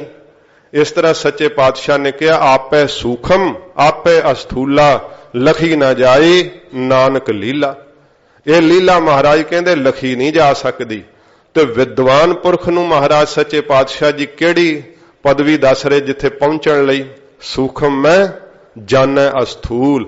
ਇਹ ਸਾਰਾ ਸਾਧ ਸੰਗਤ ਜੀ ਜੋ ਸਥੂਲ ਸਰੂਪ ਸਾਨੂੰ ਦਿਸਦਾ ਹੈ ਨਾ, ਸੰਸਾਰ ਥੂਲ ਰੂਪ ਹੈ ਜੋ ਸਾਨੂੰ ਬਾਹਰ ਦਿਸ ਰਿਹਾ ਹੈ, ਤੇ ਪਰ ਇਹ ਸਮਾਇਆ ਕਿਹਦੇ ਵਿੱਚ ਹੋਇਆ ਹੈ? ਸੂਖਸ਼ਮ ਰੂਪ ਪਰਮੇਸ਼ਰ 'ਚ ਹੀ ਸਭ ਸਮਾਇਆ ਹੋਇਆ ਹੈ।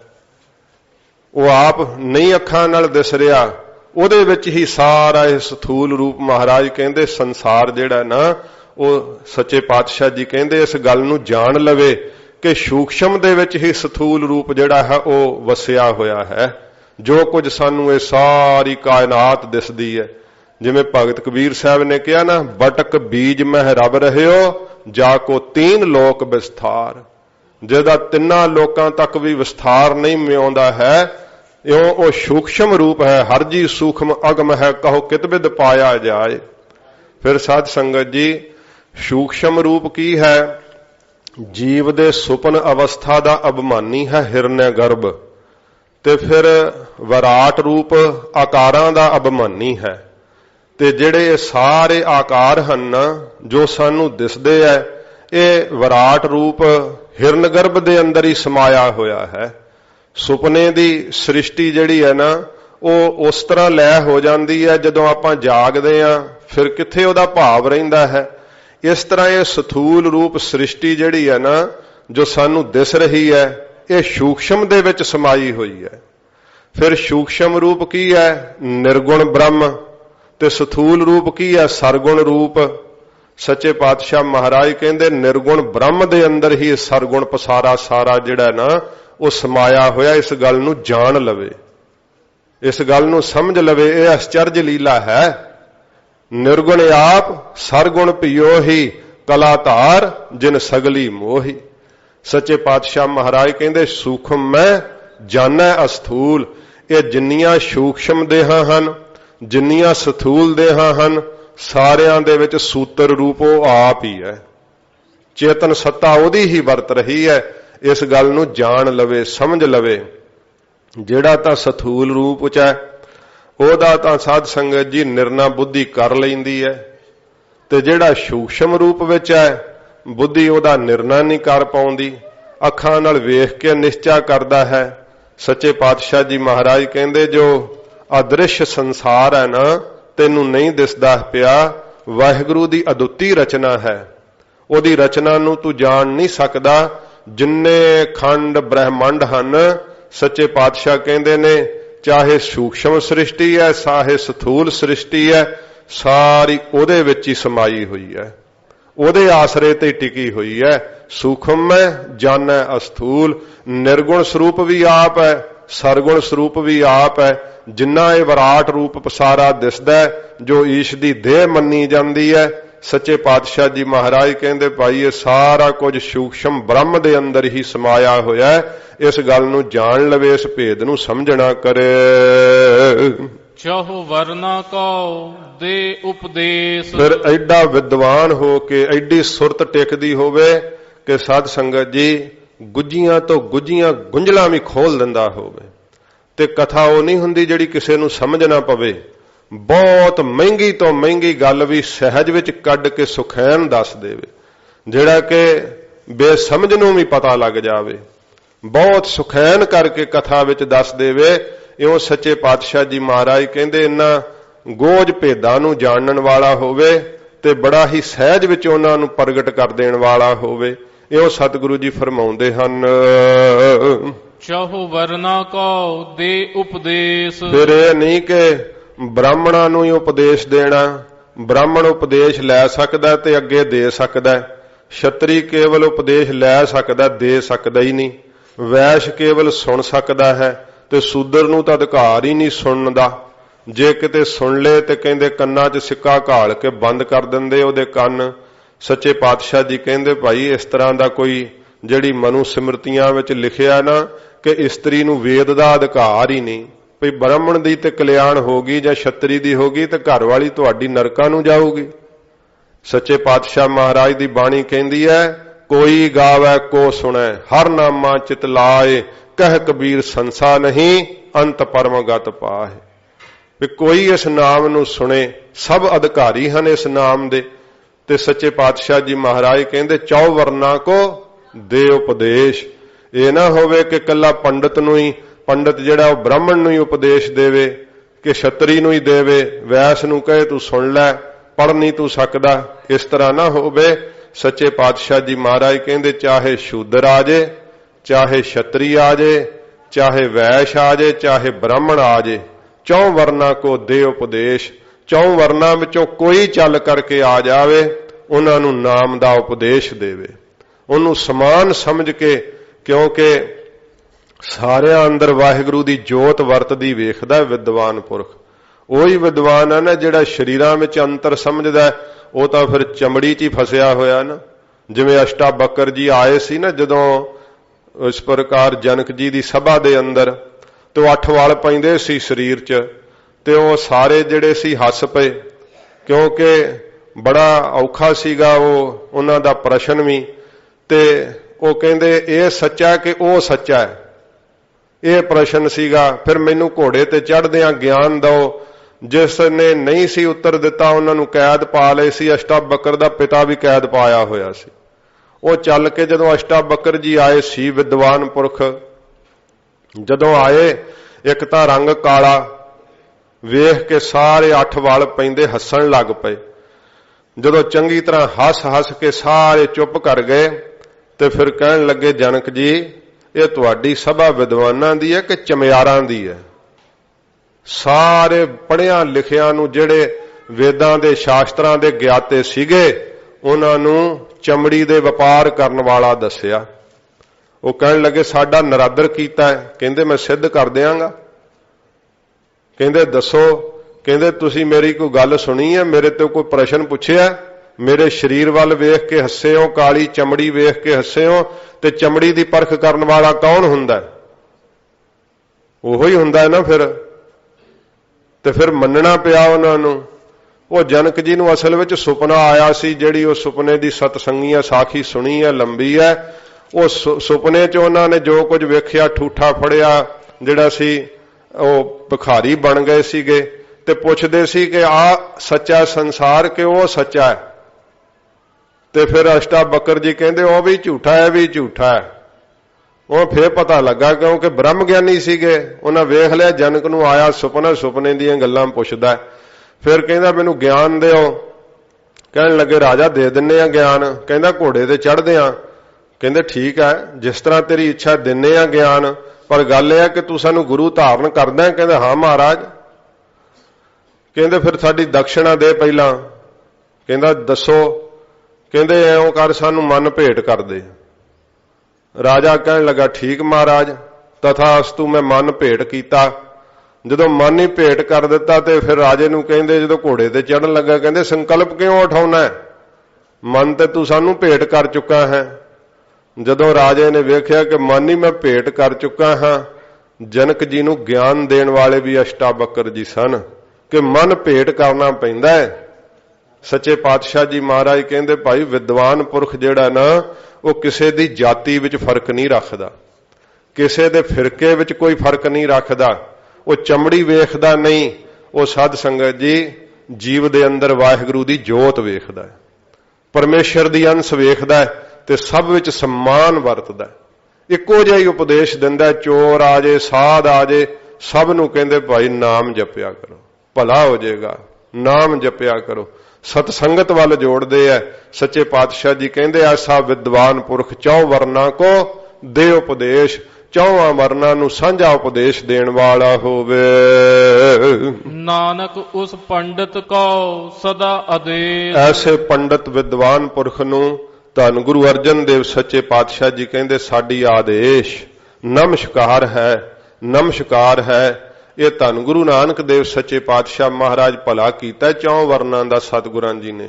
ਨਹੀਂ ਤੇ ਸਾਧ ਸੰਗਤ ਜੀ ਕਿੱਥੇ ਇਹ ਭਾਰਤ ਵਰਸ਼ ਦੇ ਅੰਦਰ ਜਿਹੜਾ ਸੀ ਮਨੁ ਸਿਮਰਤੀ ਦੇ ਸਿਧਾਂਤ ਕਰਕੇ ਜੀਆਂ ਨੂੰ ਇੰਨਾ ਜ਼ਿਆਦਾ ਆਪਸ ਦੇ ਅੰਦਰ ਵੰਡਿਆ ਹੋਇਆ ਸੀਗਾ ਕਿ ਜੀਵ ਜਿਹੜੇ ਸ਼ੂਦਰ ਸੀ ਉਹਨਾਂ ਵਿਚਾਰਿਆਂ ਨੂੰ ਤਾਂ ਗਲੀਚ ਸਮਝਿਆ ਜਾਂਦਾ ਸੀ, ਜੀਵਨ ਦਾ ਅਧਿਕਾਰ ਵੀ ਉਹਨਾਂ ਕੋਲੋਂ ਖੋਇਆ ਹੋਇਆ ਸੀਗਾ। ਇਉਂ ਇਹ ਤੇ ਸਤਿਗੁਰੂ ਜੀ ਨੇ ਉਪਕਾਰ ਕੀਤਾ ਹੈ। ਮਹਾਰਾਜ ਕਹਿੰਦੇ ਐਸਾ ਵਿਦਵਾਨ ਪੁਰਖ ਜਿਹੜਾ ਸਾਰਿਆਂ ਵਿੱਚ ਵਾਹਿਗੁਰੂ ਦੀ ਜੋਤ ਵੇਖ ਕੇ 4 ਵਰਨਾਂ ਨੂੰ ਸਾਂਝਾ ਉਪਦੇਸ਼ ਦਿੰਦਾ ਹੈ, ਉਸ ਪੰਡਤ ਨੂੰ ਵਿਦਵਾਨ ਪੁਰਖ ਨੂੰ ਮਹਾਰਾਜ ਕਹਿੰਦੇ ਸਾਡੀ ਨਮਸਕਾਰ ਹੈ। ਬੀਜ ਮੰਤਰ ਸਰਬ ਕੋ ਗਿਆਨ। ਹੁਣ ਸੱਚੇ ਪਾਤਸ਼ਾਹ ਜੀ ਮਹਾਰਾਜ ਨੂੰ ਸਿੱਖਾਂ ਨੇ ਪੁੱਛਿਆ, ਮਹਾਰਾਜ ਜੀ ਜਿਹੜਾ ਨਾਮ ਦੇ ਪ੍ਰੇਮ ਦਾ ਧਰਮ ਹੈ ਇਹ ਕਿਰਪਾ ਕਰਕੇ ਦੱਸੋ।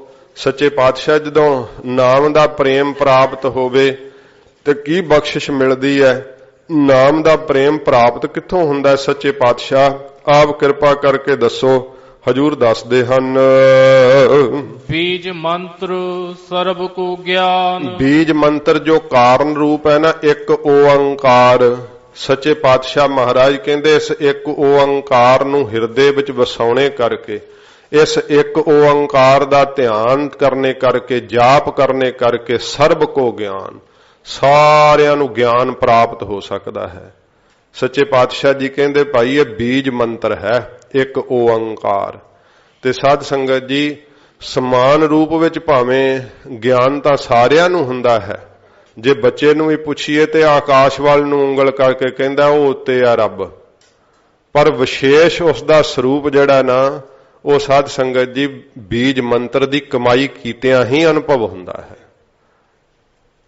ਵਾਹਿਗੁਰੂ ਹੈ ਇਹ ਤਾਂ ਅਲਪਗਤਾ ਨਾਲ ਜਿਹੜਾ ਮੂੰਹ ਤੋਂ ਕਹਿ ਦਿੰਦੇ ਐ, ਪਰ ਮਨ ਕਰਕੇ ਵਿਸ਼ਵਾਸ ਤੇ ਨਿਸ਼ਚਾ ਨਹੀਂ ਹੁੰਦਾ। ਮਨ ਕਰਕੇ ਜਦੋਂ ਨਿਸ਼ਚਾ ਵੱਜਦਾ ਨਾ ਤੇ ਵਾਹਿਗੁਰੂ ਦਾ ਸਪਰਸ਼ ਪ੍ਰਾਪਤ ਹੁੰਦਾ ਹੈ, ਉਦੋਂ ਗਿਆਨ ਦੀ ਅੰਦਰ ਸਾਧ ਸੰਗਤ ਜੀ ਚਿਣਗ ਲੱਗਦੀ ਹੈ। ਤੇ ਮਹਾਰਾਜ ਕਹਿੰਦੇ ਆ ਇਹ ਬੀਜ ਮੰਤਰ ਵੈ ਇੱਕ ਓੰਕਾਰ। ਤੇ ਇਸ ਇੱਕ ਓੰਕਾਰ ਤੋਂ ਹੀ ਅੱਗੇ ਵਿਸਥਾਰ ਹੈ।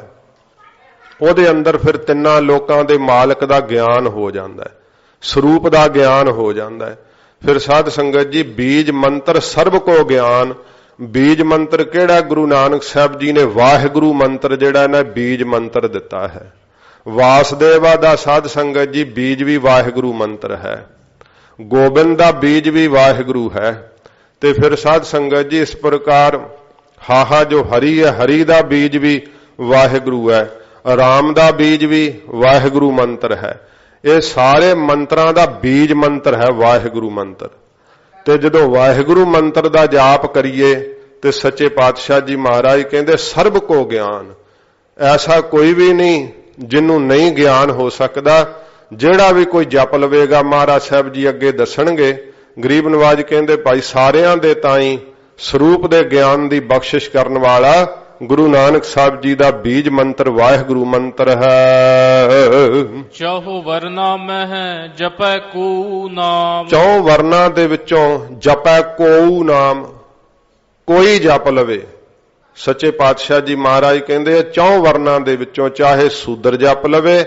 ਵੇਖੋ ਰਵਿਦਾਸ ਜੀ ਨੇ ਜਪਿਆ ਨਾ, ਜਿਨ੍ਹਾਂ ਨੂੰ ਗਲੀਚ ਕਹਿੰਦੇ ਸੀ, ਸ਼ੂਦਰ ਕਹਿੰਦੇ ਸੀਗੇ। ਨਾਮਦੇਵ ਜੀ ਨੇ ਜਪਿਆ ਨਾ, ਹੀਨੜੀ ਜਾਤ ਮੇਰੀ ਜਾਦ ਮਰਾਇਆ, ਛੀਪੇ ਕੇ ਜਨਮ ਕਾਹੇ ਕੋ ਆਇਆ। ਉਲੰਭਾ ਦਿੱਤਾ ਪਰਮੇਸ਼ਰ ਨੂੰ। ਮਹਾਰਾਜ ਕਹਿੰਦੇ ਉਲੰਭਾ ਕੋ ਦਿਨਾ ਨਾਮਦੇਵ, ਕਿਹਾ ਮਹਾਰਾਜ ਜੇ ਮੈਂ ਛਿੰਬਿਆਂ ਦੀ ਜਾਤ ਚ ਕਾਹਨੂੰ ਮੈਨੂੰ ਜਨਮ ਦਿੱਤਾ ਸੀ ਜੇ ਮੈਂ ਤੇਰਾ ਨਾਮ ਹੀ ਨਹੀਂ ਜਪ ਸਕਦਾ ਸੀ। ਮੈਨੂੰ ਕੀ ਪਤਾ ਸੀ ਕਿ ਸ਼ੂਦਰ ਨਾਮ ਨਹੀਂ ਜਪ ਸਕਦੇ। ਤੇ ਫਿਰ ਮੈਨੂੰ ਉਨੀ ਚੰਗੀ ਜਾਤੀ ਜਨਮ ਦਿਨੋਂ ਮੈਂ ਤੇਰਾ ਭਜਨ ਤਾਂ ਕਰ ਸਕਦਾ। ਤੇ ਮਹਾਰਾਜ ਸੱਚੇ ਪਾਤਸ਼ਾਹ ਨੇ ਜਾਤੀ ਦਾ ਜੇ ਖਿਆਲ ਆਇਆ ਭਗਤ ਦੇ ਮਨ 'ਚ ਤੇ ਸਾਰੇ ਬ੍ਰਾਹਮਣ ਝੂਠੇ ਪਾਤੇ। ਮਹਾਰਾਜ ਨੇ ਦੇਰਾ ਹੀ ਘੁਮਾ ਕੇ ਨਾਮਦੇਵ ਜੀ ਵੱਲ ਕਰ ਦਿੱਤਾ ਸੀਗਾ। ਇਹੋ ਸੱਚੇ ਪਾਤਸ਼ਾਹ ਜੀ ਮਹਾਰਾਜ ਫਰਮਾਉਂਦੇ ਹਨ, ਚਹੁ ਵਰਨਾ ਮਹਿ ਜਪੈ ਕੂ ਨਾਮ। ਚੌਹਾਂ ਵਰਨਾਂ ਵਿੱਚੋਂ ਮਹਾਰਾਜ ਕਹਿੰਦੇ ਨਾਮ ਦੇ ਪ੍ਰੇਮ ਦਾ ਧਰਮ ਕੋਈ ਕਮਾ ਲਵੇ। ਚੌਂ ਵਰਨਾਂ ਵਿੱਚੋਂ ਕੋਈ ਜਪ ਲਏ, ਵੈਸ ਜਪ ਲਏ, ਛਤਰੀ ਜਪ ਲਵੇ, ਬ੍ਰਾਹਮਣ ਜਪ ਲਵੇ। ਬ੍ਰਾਹਮਣ ਤਰਲੋਚਨ ਜੀ ਨੇ ਜਪਿਆ, ਨਿਹਾਲ ਹੋ ਗਏ। ਸਾਧ ਸੰਗਤ ਜੀ ਛਤਰੀਆਂ ਵਿੱਚੋਂ ਭੀਸ਼ਮ ਜੀ ਨੇ ਜਪਿਆ, ਨਿਹਾਲ ਹੋ ਗਏ। ਇਸ ਪ੍ਰਕਾਰ ਜਿਹੜੇ ਹੈ ਵੈਸ਼ਾਂ ਵਿੱਚੋਂ ਕਰਮ ਕਰਨ ਵਾਲੇ ਭਗਤ ਹੋਏ, ਜਿਨ੍ਹਾਂ ਨੇ ਕਿਰਤ ਕੀਤੀ ਹੱਥਾਂ ਦੇ ਨਾਲ ਨਾਲੇ ਨਾਮ ਜਪਿਆ ਹੈ। ਫਿਰ ਸ਼ੂਦਰਾਂ ਦੇ ਵਿੱਚੋਂ ਅਨੇਕਾਂ ਭਗਤ ਜਿਨ੍ਹਾਂ ਨੇ ਨਾਮ ਜਪਿਆ ਤੇ ਸ਼ੂਦਰ ਪੁਣੇ ਦੀ ਜੂਠ ਲੱਥ ਗਈ। ਸੱਚੇ ਪਾਤਸ਼ਾਹ ਜੀ ਮਹਾਰਾਜ ਕਹਿੰਦੇ ਕੋਈ ਜਪ ਲਵੇ ਭਾਈ ਚੌਂ ਵਰਨਾਂ ਦੇ ਵਿੱਚੋਂ ਵਾਹਿਗੁਰੂ ਦੇ ਨਾਮ ਦੇ ਤਾਈ। ਜੋ ਜੋ ਜਪੈ ਤਿਸ ਕੀ ਗਤ ਹੋ। ਜਿਹੜਾ ਜਿਹੜਾ ਵੀ ਜਪੇਗਾ ਨਾ ਉਸੇ ਦੀ ਹੀ ਗਤ ਮੁਕਤ ਹੋ ਜਾਵੇਗੀ। ਜਿਹੜਾ ਵੀ ਨਾਮ ਨੂੰ ਜਪੇਗਾ, ਇਹ ਨਾਮ ਦਾ ਸੱਚੇ ਪਾਤਸ਼ਾਹ ਪ੍ਰਬਲ ਜ਼ੋਰ ਦੱਸਦੇ ਆ ਕਿ ਨਾਮ ਦੇ ਜਪਣੇ ਕਰਕੇ ਚਾਹੇ ਕੋਈ ਹੋਵੇ, ਸੱਚੇ ਪਾਤਸ਼ਾਹ ਕਹਿੰਦੇ ਭਾਈ ਉਹਦੀ ਹੀ ਗਤ ਮੁਕਤ ਹੋ ਜਾਵੇਗੀ। ਸਾਧ ਸੰਗ ਪਾਵੈ ਜਨ ਕੋ। ਪਰ ਗੱਲ ਇਹ ਹੈ ਮਹਾਰਾਜ ਕਹਿੰਦੇ ਸਾਧੂਆਂ ਦੀ ਸੰਗਤ ਕਰਕੇ ਪਾਵੈ ਜਨ ਕੋਏ। ਕੋਈ ਜਨ ਜਿਹੜਾ ਉਹ ਨਾਮ ਦੇ ਪਦਾਰਥ ਨੂੰ ਪ੍ਰਾਪਤ ਕਰਦਾ ਹੈ। ਸਾਧੂਆਂ ਦੀ ਸੰਗਤ ਵਿੱਚੋਂ ਇਹ ਨਾਮ ਦਾ ਪਦਾਰਥ ਪ੍ਰਾਪਤ ਹੁੰਦਾ ਹੈ।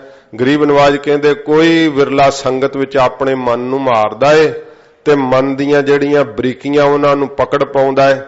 ਫਿਰ ਪਤਾ ਲੱਗਦਾ ਹੈ ਕਿ ਮਨ ਤਾਂ ਚੰਚਲ ਹੈ, ਮਨ ਟਿਕਦਾ ਨਹੀਂ ਹੈ। ਸੱਚੇ ਪਾਤਸ਼ਾਹ ਜੀ ਕਹਿੰਦੇ ਕੋਈ ਵਿਰਲਾ ਸਤ ਸੰਗਤ ਕਰਕੇ ਨਾਮ ਦੇ ਪਦਾਰਥ ਨੂੰ, ਨਾਮ ਦੇ ਪ੍ਰੇਮ ਨੂੰ ਭਾਈ ਪਾ ਲੈਂਦਾ ਏ। ਕਰ ਕਿਰਪਾ ਅੰਤਰ ਉਰ ਧਾਰੈ। ਕਿਰਪਾ ਕਰਦਾ ਜਦੋਂ ਮੇਰਾ ਵਾਹਿਗੁਰੂ ਉਹਦੇ ਅੰਦਰ ਹੀ ਵਸਾ ਦਿੰਦਾ। ਫਿਰ ਸੱਚੇ ਪਾਤਸ਼ਾਹ ਮਹਾਰਾਜ ਕਹਿੰਦੇ ਨੇ ਇਹ ਵਾਹਿਗੁਰੂ ਦੀ ਕਿਰਪਾ ਹੈ।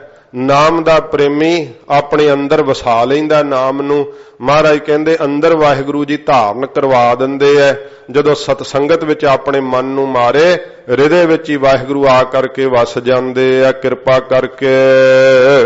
ਪਸ ਪ੍ਰੇਤ ਮੁਗਧ ਪਾਥਰ ਕੋ ਉਤਾਰੈ। ਫਿਰ ਇਹ ਨਾਮ ਦੀ ਕਿੱਡੀ ਵੱਡੀ ਸ਼ਕਤੀ ਹੈ। ਸਤਿਗੁਰੂ ਕਹਿੰਦੇ ਪਸ ਪ੍ਰੇਤ ਮੁਗਧ ਕੋ ਉਤਾਰੈ। ਫਿਰ ਪਸ਼ੂ ਪ੍ਰੇਤ ਮੁਗਧ ਕੋ ਉਤਾਰੈ, ਪਾਹਨ ਪਾਰ ਉਤਾਰੈ। ਇਹ ਪੱਥਰਾਂ ਨੂੰ ਤਾਰ ਦੇਣ ਵਾਲਾ ਹਜੂਰ ਗੁਰੂ ਅਰਜਨ ਸਾਹਿਬ ਜੀ ਕਹਿੰਦੇ ਨਾਮ ਹੈ ਵਾਹਿਗੁਰੂ ਮੰਤਰ। ਪਸ਼ੂਆਂ ਨੂੰ ਤਾਰਨ ਵਾਲਾ, ਪ੍ਰੇਤਾਂ ਨੂੰ ਤਾਰਨ ਵਾਲਾ ਹੈ।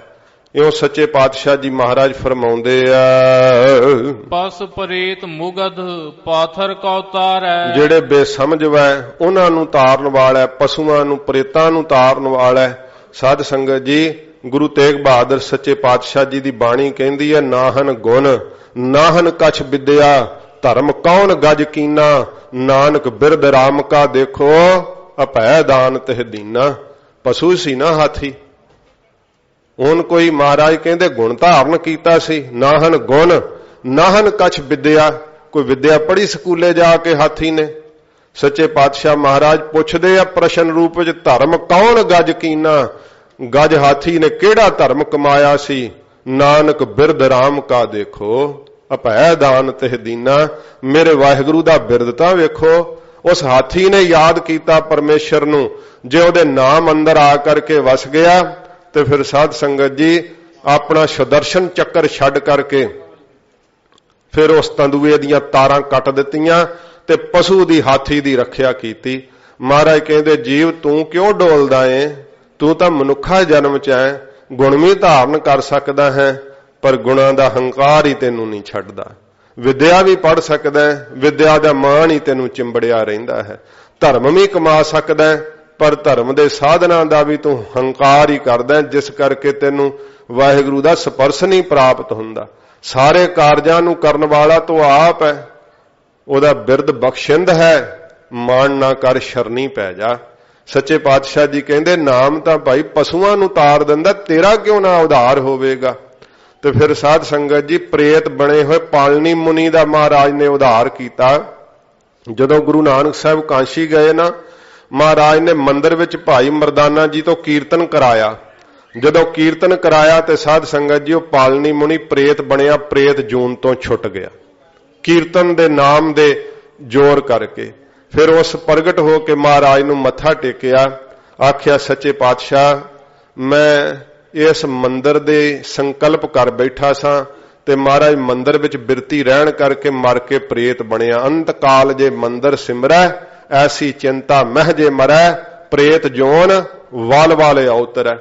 फिर उन्हें ये जिक्र आउंदा प्रेत बने ने व्याकरण पूरी कीती सी, व्याकरण दा उहदा ग्रंथ अधूरा रह गया सी, प्रेत बन के उन्हें व्याकरण दा ग्रंथ संपूर्ण कीता। आख्या महाराज वेखो एडा विद्वान हो करके प्रेत जून विच पै गया सी, क्योंकि अंदर नहीं सी कमाई कीती हुई। फिर सच्चे पातशाह महाराज ने साध संगत जी प्रेत बने दा उधार नाम दे करके कीर्तन दे नाल सच्चे पातशाह जी महाराज ने कीता। ते गरीब नवाज सतगुरु कहंदे ने नाम दे करके भाई पशु प्रेत उधरदे आ। फिर पढ़ दिओ पशु प्रेत मुगद पाथर का उतार ते मुगद जेड़े बेसमझ वै, जिवें छज्जू झूर सीगा, धन गुरु हरकृष्ण साहब सच्चे पातशाह महाराज जी ने साध संगत जी सिर दे उत्ते सिटी रख करके महाराज जी ने सारी गीता दे अर्थ करवा दिते। पंडित लाल हैरान हो गया जदों छज्जू झूर कहंदा है पंडित जी काशन शास्त्र प्रवृत्त ते दस किहड़े शास्त्र दी गल पुछणी है। उन भी महाराज दे अगे फिर शीस जिहड़ा सी झुका के महाराज तो सच्चे पातशाह तो सिੱਖੀ मंगी। जिहड़ा साध संगत जी जन्म तो गूंगा सी, बेसमझ सीगा, मुगध सी, अखर पढ़िया नहीं सीगा, सच्चे पातशाह महाराज कहंदे नाम नाल तां भाई ओदी भी कल्याण हो जांदी है। ते इस प्रकार जिहड़े पत्थर हन धन गुरु नानक साहब जी ने पंजा ला के पत्थर ही तारता। सच्चे पातशाह जी ने श्री रामचंद्र जी ने राम दा नाम लिख के ना ते साध संगत जी पत्थर तार दिते सी। इउं हजूर फरमाउंदे हन पस प्रेत मुगध पाथर का उतार है। जेड़े जीव पशुआं वर्गी बिरती धारण कर चुके है, नाम दी विलक्षणता है।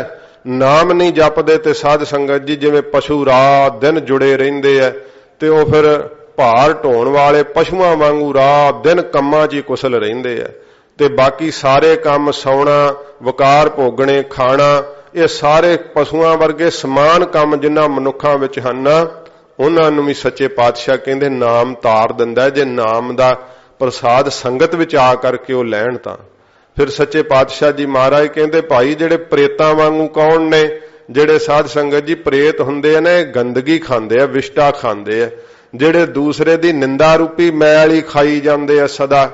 ते इहो जिहा सुभाव है। कल मह प्रेत जिन्नी राम ना पछाता, जिन्नी वाहिगुरू दे नाम दा सुख नहीं पछाणिया, ओह कलयुग च प्रेत ही है ना। जे ओह भी किते सतसंगत विच आके नाम नाल जुड़े ते इहो जे निंदकां दा भी नाम भला कर दिंदा है। फिर साध संगत जी इस प्रकार मुगध पाथर का उतार है। जेड़े मुगध बेसमझ है, जिन्हां कोई पढ़ाई लिखाई नहीं आउंदी, एक अखर नहीं कोई समझ आउंदा, उन्हां बेसमझां नूं भी नाम तार दिंदा है। आखिया महाराज असीं तां कुछ पढ़िया लिखे नहीं होए, कुछ नहीं जाणदे, नाम दी प्रीत लग जांदी है ना ते फिर साध संगत जी गुर मंत्र जपदियां होया सारा ही अनुभवी ज्ञान उन्हां दे अंदर ही संपूर्ण हो जांदा है। सच्चे पातशाह जी ने सानू बेनती करन दी भी जाच दसी है ना, महाराज मैं मूर्ख की केतक बात है, कोट पराधी तरिया रे, गुर नानक जिन सुनिया पेखिया, से फिर गर्भास ना परिया रे। जे ऐसे मुगध बेसमझ भी नाम जप लैना तां महाराज कहंदे उन्हां बेसमझां दा भी जिहड़ा ना नाम भला कर दिंदा, नाम उन्हां नूं भी तार दिंदा है। ते पत्थर दी न्याई जिहड़े कठोर है साध संगत जी, सदा कौड़ा ही बोलते है, कदे किसे ते दया नहीं आउंदी, उन्हां पत्थर वर्गियां नूं भी जे किते नाम दे जपण दी दात मिल जावे, सतसंगत विच जुड़ जाण तो पत्थर दिल भी सच्चे पातशाह जी कहंदे पिघल जांदे है, उन्हां दा भी नाम उधार कर दिंदा है। सर्ब रोग का औखद नाम, सारे रोगां दी औषधि जिहड़ी है ना वाहिगुरू नाम है। अज्ञान दे वड्डे रोग नूं कट दिंदा है। फिर साध संगत जी मानसिक सारे रोगां नूं नाश करदा है, शरीरक सारे रोगां नूं नाश करदा है, वायक रोगां नूं नाश करदा है, पित रोगां नूं नाश करदा है। सगल सारे ही रोगां दा जिहड़ा इक्को एक दवाई है वाहिगुरू दा नाम। ते जे किते कोई दवाई खांदा ने एक रोग नूं हटाउण लई ते होर ओहदे नाल डॉक्टर दसदे दो रोग होर लग जाणे, पर खांदा फिर भी कि वड्डा रोग हट जावे। पर धन है सच्चे पातशाह दा नाम ਜਿਹਦੇ ਨਾਲ ਕੋਈ ਰੋਗ ਨਹੀਂ ਲੱਗਦਾ, ਸਾਰੇ ਦੇ ਸਾਰੇ ਰੋਗਾਂ ਨੂੰ ਨਾਸ਼ ਕਰ ਦਿੰਦਾ ਹੈ। ਉਹ ਭਾਰਦਵਾਜ ਨੂੰ ਕੀ ਹੀ ਕੈਂਸਰ ਵਾਸਤੇ ਆਇਆ ਸੀ ਨਾ ਵਿਚਾਰਾ, ਤੇ ਜਦੋਂ ਕਹਿੰਦੇ ਸੁਖਮਨੀ ਸਾਹਿਬ ਜੀ ਦਾ ਪਾਠ ਹੁੰਦਾ ਸੀ ਨਾ, ਸੁਖਮਨੀ ਸਾਹਿਬ ਦੇ ਪਾਠ ਦੇ ਚੱਲਦਿਆਂ ਚੱਲਦਿਆਂ ਇੱਕ ਲਾਈਟ ਕਹਿੰਦਾ ਮੇਰੇ ਸਰੀਰ ਦੇ ਅੰਦਰ ਆ ਕਰਕੇ ਪਰਸੀ ਹੈ। ਕੈਂਸਰ ਤੇ ਹਟਣਾ ਸੀ, ਕਿੱਡਾ ਮੋਟਾ ਸ਼ੀਸ਼ਾ ਜਿਹੜਾ ਸੀ ਨਾ, ਉਹ ਨੰਬਰਾਂ ਵਾਲੀ ਐਨਕ ਲੱਗੀ ਹੋਈ ਸੀ, ਉਹ ਵੀ ਨਾਲ ਹੀ ਲੱਥ ਗਈ, ਕੈਂਸਰ ਵੀ ਨਾਲ ਹੀ ਹਟ ਗਿਆ। ਕਿੰਨੀਆਂ ਦਵਾਈਆਂ, ਕਿੰਨਾ ਕੁਛ ਕੀਤਾ, ਪਰ ਵਾਹਿਗੁਰੂ ਦੇ ਨਾਮ ਵਿੱਚ ਕਿੱਡੀ ਸ਼ਕਤੀ ਹੈ। ਉਹ ਜਿੰਨੇ ਹੋਰ ਰੋਗ ਸੀ ਉਹ ਵੀ ਨਾਲ ਹੀ ਚੱਕ ਦਿੱਤੇ। ਮਹਾਰਾਜ ਕਹਿੰਦੇ ਨੇ ਭਾਈ ਸਾਰਿਆਂ ਰੋਗਾਂ ਦਾ ਇੱਕੋ ਇੱਕ ਇਲਾਜ ਹੈ, ਵਾਹਿਗੁਰੂ ਦਾ ਨਾਮ ਔਸ਼ਧੀ ਹੈ, ਵੱਡੀ ਔਸ਼ਧੀ ਹੈ ਸਾਰਿਆਂ ਤੋਂ। ਇਹ ਦਵਾਈ ਹੈ ਭਾਈ ਸਾਰੇ ਰੋਗਾਂ ਦੇ ਹਟਾਉਣ ਵਾਸਤੇ। ਕਲਿਆਣ ਰੂਪ ਮੰਗਲ ਗੁਣ ਗਾਮ, ਇਹ ਕਲਿਆਣ ਸਰੂਪ ਹੈ ਨਾਮ। ਸਾਰੀਆਂ ਹੀ ਮੁਕਤੀਆਂ ਇਹਦੇ ਨਾਲ ਪ੍ਰਾਪਤ ਹੋ ਜਾਂਦੀਆਂ ਹਨ, ਸਾਰੇ ਸੁੱਖ ਇਹਦੇ ਨਾਲ ਪ੍ਰਾਪਤ ਹੋ ਜਾਂਦੇ ਐ। ਤੇ ਜਿਹੜਾ ਨਾਮ ਸਾਧ ਸੰਗਤ ਜੀ ਨਾਮ ਦੇ ਗੁਣਾਂ ਨੂੰ ਗਾਮ ਉਚਾਰਨ ਕਰਦਾ ਨਾ, ਜਿਹੜੇ ਨਾਮ ਦੇ ਗੁਣਾਂ ਦੇ ਗਾਮ ਨਗਰ ਹੀ ਬਣ ਗਏ ਐ, ਸੱਚੇ ਪਾਤਸ਼ਾਹ ਕਹਿੰਦੇ ਉਹਨਾਂ ਨੂੰ ਮੰਗਲ ਹੀ ਮੰਗਲ ਹੋ ਜਾਂਦਾ, ਖੁਸ਼ੀਆਂ ਹੀ ਖੁਸ਼ੀਆਂ ਹੋ ਜਾਂਦੀਆਂ, ਸਦਾ ਮਨ ਦੇ ਅੰਦਰ ਆਨੰਦ ਛਾਇਆ ਰਹਿੰਦਾ ਹੈ, ਸੁੱਖ ਦਾ ਅਨੁਭਵ ਰਹਿੰਦਾ ਸਦਾ ਹੀ, ਕਦੇ ਦੁੱਖ ਨੇੜੇ ਨਹੀਂ ਆਉਂਦੇ। ਇਉਂ ਹਜੂਰ ਫਰਮਾਉਂਦੇ ਆ ਕਲਿਆਣ ਰੂਪ ਮੰਗਲ ਗੁਣ ਗਾਮ। ਇਹ ਕਲਿਆਣ ਸਰੂਪ ਹੈ ਵਾਹਿਗੁਰੂ ਜੀ ਦਾ ਨਾਮ, ਕਲਿਆਣ ਕਰ ਦਿੰਦਾ ਹੈ। ਚਾਹੇ ਸਾਧ ਸੰਗਤ ਜੀ ਕਿੰਨੀਆਂ ਜ਼ਿਆਦੀਆਂ ਜਿਹੜੀਆਂ ਹਨ ਜੀਵ ਨੂੰ ਜੂਨਾਂ ਦੇ ਕਸ਼ਟ ਸਿਰ ਤੇ ਪਏ ਹੋਣ, ਕਿੰਨੇ ਪਾਪ ਸਿਰ ਤੇ ਚੜੇ ਹੋਣ, ਪਰ ਇਹ ਨਾਮ ਇਹੋ ਜਿਹਾ ਕਲਿਆਣਕਾਰੀ ਹੈ, ਸਾਰੇ ਦੇ ਸਾਰੇ ਪਾਪ ਲਾ ਦਿੰਦਾ ਹੈ, ਸਾਰੀਆਂ ਜੂਨੀਆਂ ਦਾ ਗੇੜ ਖਤਮ ਕਰ ਦਿੰਦਾ ਹੈ, ਮੁਕਤ ਰੂਪ ਨੂੰ ਪਹੁੰਚਾ ਦਿੰਦਾ ਹੈ। ਤੇ ਜਿਹੜਾ ਸਾਧ ਸੰਗਤ ਜੀ ਨਾਮ ਦੇ ਗੁਣਾਂ ਨੂੰ ਗਾਉਂਦਾ ਹੈ ਨਾ, ਉਹਨੂੰ ਇਹ ਮੰਗਲ ਖੁਸ਼ੀਆਂ ਦੇਣ ਵਾਲਾ ਹੈ ਵਾਹਿਗੁਰੂ ਦਾ ਨਾਮ। ਕਾਹੂ ਜੁਗਤ ਕਿਤੈ ਨਾ ਪਾਈਐ ਧਰਮ। ਹਜੂਰ ਕਹਿੰਦੇ ਸਿੱਖੋ ਇਹ ਨਾਮ ਦੇ ਪ੍ਰੇਮ ਦਾ ਧਰਮ ਜਿਹੜਾ ਨਾ, ਇਹ ਕੰਨ ਪੜਾਉਣ ਦੀ ਜੁਗਤੀ ਨਾਲ ਨਹੀਂ ਮਿਲਦਾ, ਸਰੀਰ ਤੇ ਸਵਾਹ ਮਿਲਾਉਣ ਦੀ ਜੁਗਤੀ ਨਾਲ ਨਹੀਂ ਮਿਲਦਾ, ਪੁੱਠੇ ਲਟਕਣ ਨਾਲ ਉਹ ਜੁਗਤ ਕਰ ਲੈ ਤਾਂ ਨਹੀਂ ਮਿਲਦਾ, ਜਲ ਧਾਰੇ ਕਰ ਲੈ ਤਾਂ ਨਹੀਂ ਮਿਲਦਾ, ਨਿਉਲੀ ਧੋਤੀ ਕਰਮ ਕਰ ਲੈ ਤਾਂ ਨਹੀਂ ਇਹ ਪ੍ਰੇਮ ਨਾਮ ਦਾ ਧਰਮ ਪ੍ਰਾਪਤ ਹੁੰਦਾ। ਸੱਚੇ ਪਾਤਸ਼ਾਹ ਜੀ ਕਹਿੰਦੇ ਆ ਕਾਹੂ ਜੁਗਤ, ਕਾਹੂ ਜੁਗਤ ਕਿਤੈ ਨਾ ਪਾਈਐ ਧਰਮ। ਕਿਸੇ ਵੀ ਜੁਗਤ ਨਾਲ, ਕਿਸੇ ਵੀ ਤਰੀਕੇ ਨਾਲ ਮਹਾਰਾਜ ਕਹਿੰਦੇ ਕਿਸੇ ਵੀ ਤਰ੍ਹਾਂ ਭਾਈ ਇਹ ਨਾਮ ਦੇ ਪ੍ਰੇਮ ਦਾ ਧਰਮ ਨਹੀਂ ਪ੍ਰਾਪਤ ਹੁੰਦਾ ਹੈ। ਨਾਨਕ ਤਿਸ ਮਿਲੈ ਜਿਸ ਲਿਖਿਆ ਧੁਰ ਕਰਮ। ਹਜੂਰ ਗਰੀਬ ਨਵਾਜ ਧੰਨ ਗੁਰੂ ਅਰਜਨ ਸਾਹਿਬ ਜੀ ਕਹਿੰਦੇ ਤਿਸ ਮਿਲੈ, ਉਸ ਨੂੰ ਇਹ ਨਾਮ ਦਾ ਪ੍ਰੇਮ ਪ੍ਰਾਪਤ ਹੁੰਦਾ ਹੈ, ਨਾਮ ਦਾ ਪਦਾਰਥ ਉਸ ਨੂੰ ਮਿਲਦਾ ਹੈ ਜਿਹਨੂੰ ਤੁਰੋਂ ਹੀ ਮੇਰੇ ਵਾਹਿਗੁਰੂ ਨੇ ਮਸਤਕ ਤੇ ਲੇਖ ਪਾ ਦਿੱਤੇ ਹੈ ਕਿ ਜਾ ਨਾਮ ਦੀ ਕਮਾਈ ਕਰ ਲਏਗਾ। ਸੱਚੇ ਪਾਤਸ਼ਾਹ ਮਹਾਰਾਜ ਕਹਿੰਦੇ ਉਹ ਭਾਈ ਨਾਮ ਦੇ ਪਦਾਰਥ ਨੂੰ ਪਾ ਕਰਕੇ ਨਿਹਾਲ ਹੋ ਜਾਂਦੇ ਐ।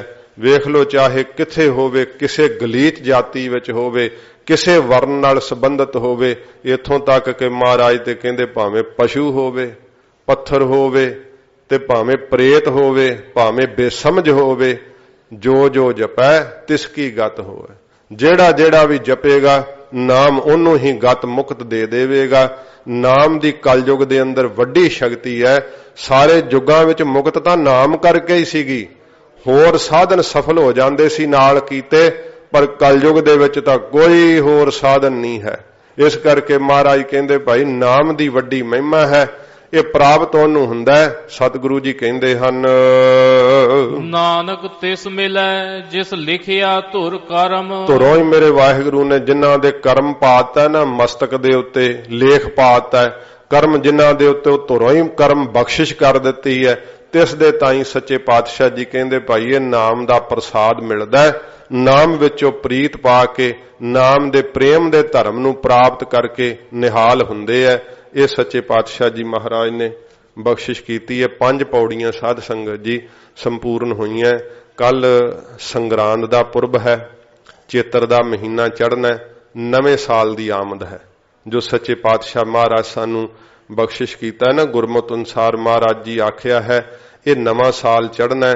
ਜਿਹੜਾ ਦੂਸਰਾ ਚੜ੍ਹਦਾ ਨਾ, ਆਪਾਂ ਰਾਤ ਨੂੰ ਉਦੋਂ ਕੀਰਤਨ ਵੀ ਹੁੰਦਾ ਹੈ। ਵੇਖੋ ਕੀਰਤਨ ਤਾਂ ਕਿਸੇ ਵੀ ਬਹਾਨੇ ਸੁਣੀਏ ਸਫਲ ਹੀ ਹੁੰਦੇ ਆ ਕੰਨ, ਕਿਸੇ ਵੀ ਬਹਾਨੇ ਮਹਾਰਾਜ ਦੇ ਨਾਮ ਨਾਲ ਜੁੜੀਏ ਤਾਂ ਫਿਰ ਸਾਧ ਸੰਗਤ ਜੀ ਨਾਮ ਤਾਂ ਸੁੱਖ ਹੀ ਪ੍ਰਦਾਨ ਕਰਦਾ ਹੈ, ਪਰ ਜਿਹੜਾ ਸਾਡਾ ਅਸਲੀ ਸਾਲ ਜਿਹੜਾ ਚੜ੍ਹਦਾ ਹੈ ਨਾ, ਜੋ ਸਤਿਗੁਰੂ ਜੀ ਨੇ ਸਾਨੂੰ ਦਿੱਤਾ ਹੈ, ਇਹ ਚੇਤਰ ਦੇ ਮਹੀਨੇ ਤੋਂ ਨਵਾਂ ਸਾਲ ਜਿਹੜਾ ਉਹ ਆਰੰਭ ਹੁੰਦਾ ਹੈ। ਕੱਲ ਨੂੰ ਨਵੇਂ ਸਾਲ ਦੀ ਆਮਦ ਹੈ, ਚੇਤਰ ਦਾ ਮਹੀਨਾ ਚੜ੍ਹਨਾ ਤੇ ਰਹਿੰਦੀ ਜਿਹੜੀ ਸ਼ੇਸ਼ ਕਥਾ ਹੈ 3 ਪੌੜੀਆਂ ਦੀ, ਕਿਉਂਕਿ ਕੱਲ ਸੰਗਰਾਂਦ ਦੀ ਕਥਾ ਹੋਣੀ ਹੈ, ਨਾਲ ਮਹੀਨੇ ਦੀ ਕਥਾ ਹੋਵੇਗੀ ਤੇ ਨਾਲ ਆਪਾਂ ਇਹ ਸ਼ੇਸ਼ 3 ਪੌੜੀਆਂ ਜਿਹੜੀਆਂ ਰਹਿ ਗਈਆਂ ਨੇ ਇਹ ਕੱਲ ਨੂੰ ਸਾਧ ਸੰਗਤ ਜੀ ਕਥਾ ਸਰਵਣ ਕਰਾਂਗੇ। ਸੱਚੇ ਪਾਤਸ਼ਾਹ ਮਹਾਰਾਜ ਕਿਰਪਾ ਕਰਨ, ਹੋਈਆਂ ਭੁੱਲਾਂ ਬਖਸ਼ ਲੈਣੀਆਂ ਜੀ। ਕਾਹੂ ਜੁਗਤ ਕਿਤੈ ਨ ਪਾਈਐ ਧਰਮ, ਨਾਨਕ ਤਿਸ ਮਿਲੈ ਜਿਸ ਲਿਖਿਆ ਤੁਰ ਕਰਮ। ਵਾਹਿਗੁਰੂ ਜੀ ਕਾ ਖਾਲਸਾ, ਵਾਹਿਗੁਰੂ ਜੀ ਕੀ ਫਤਿਹ। ਅਚੁੱਤ ਹੈ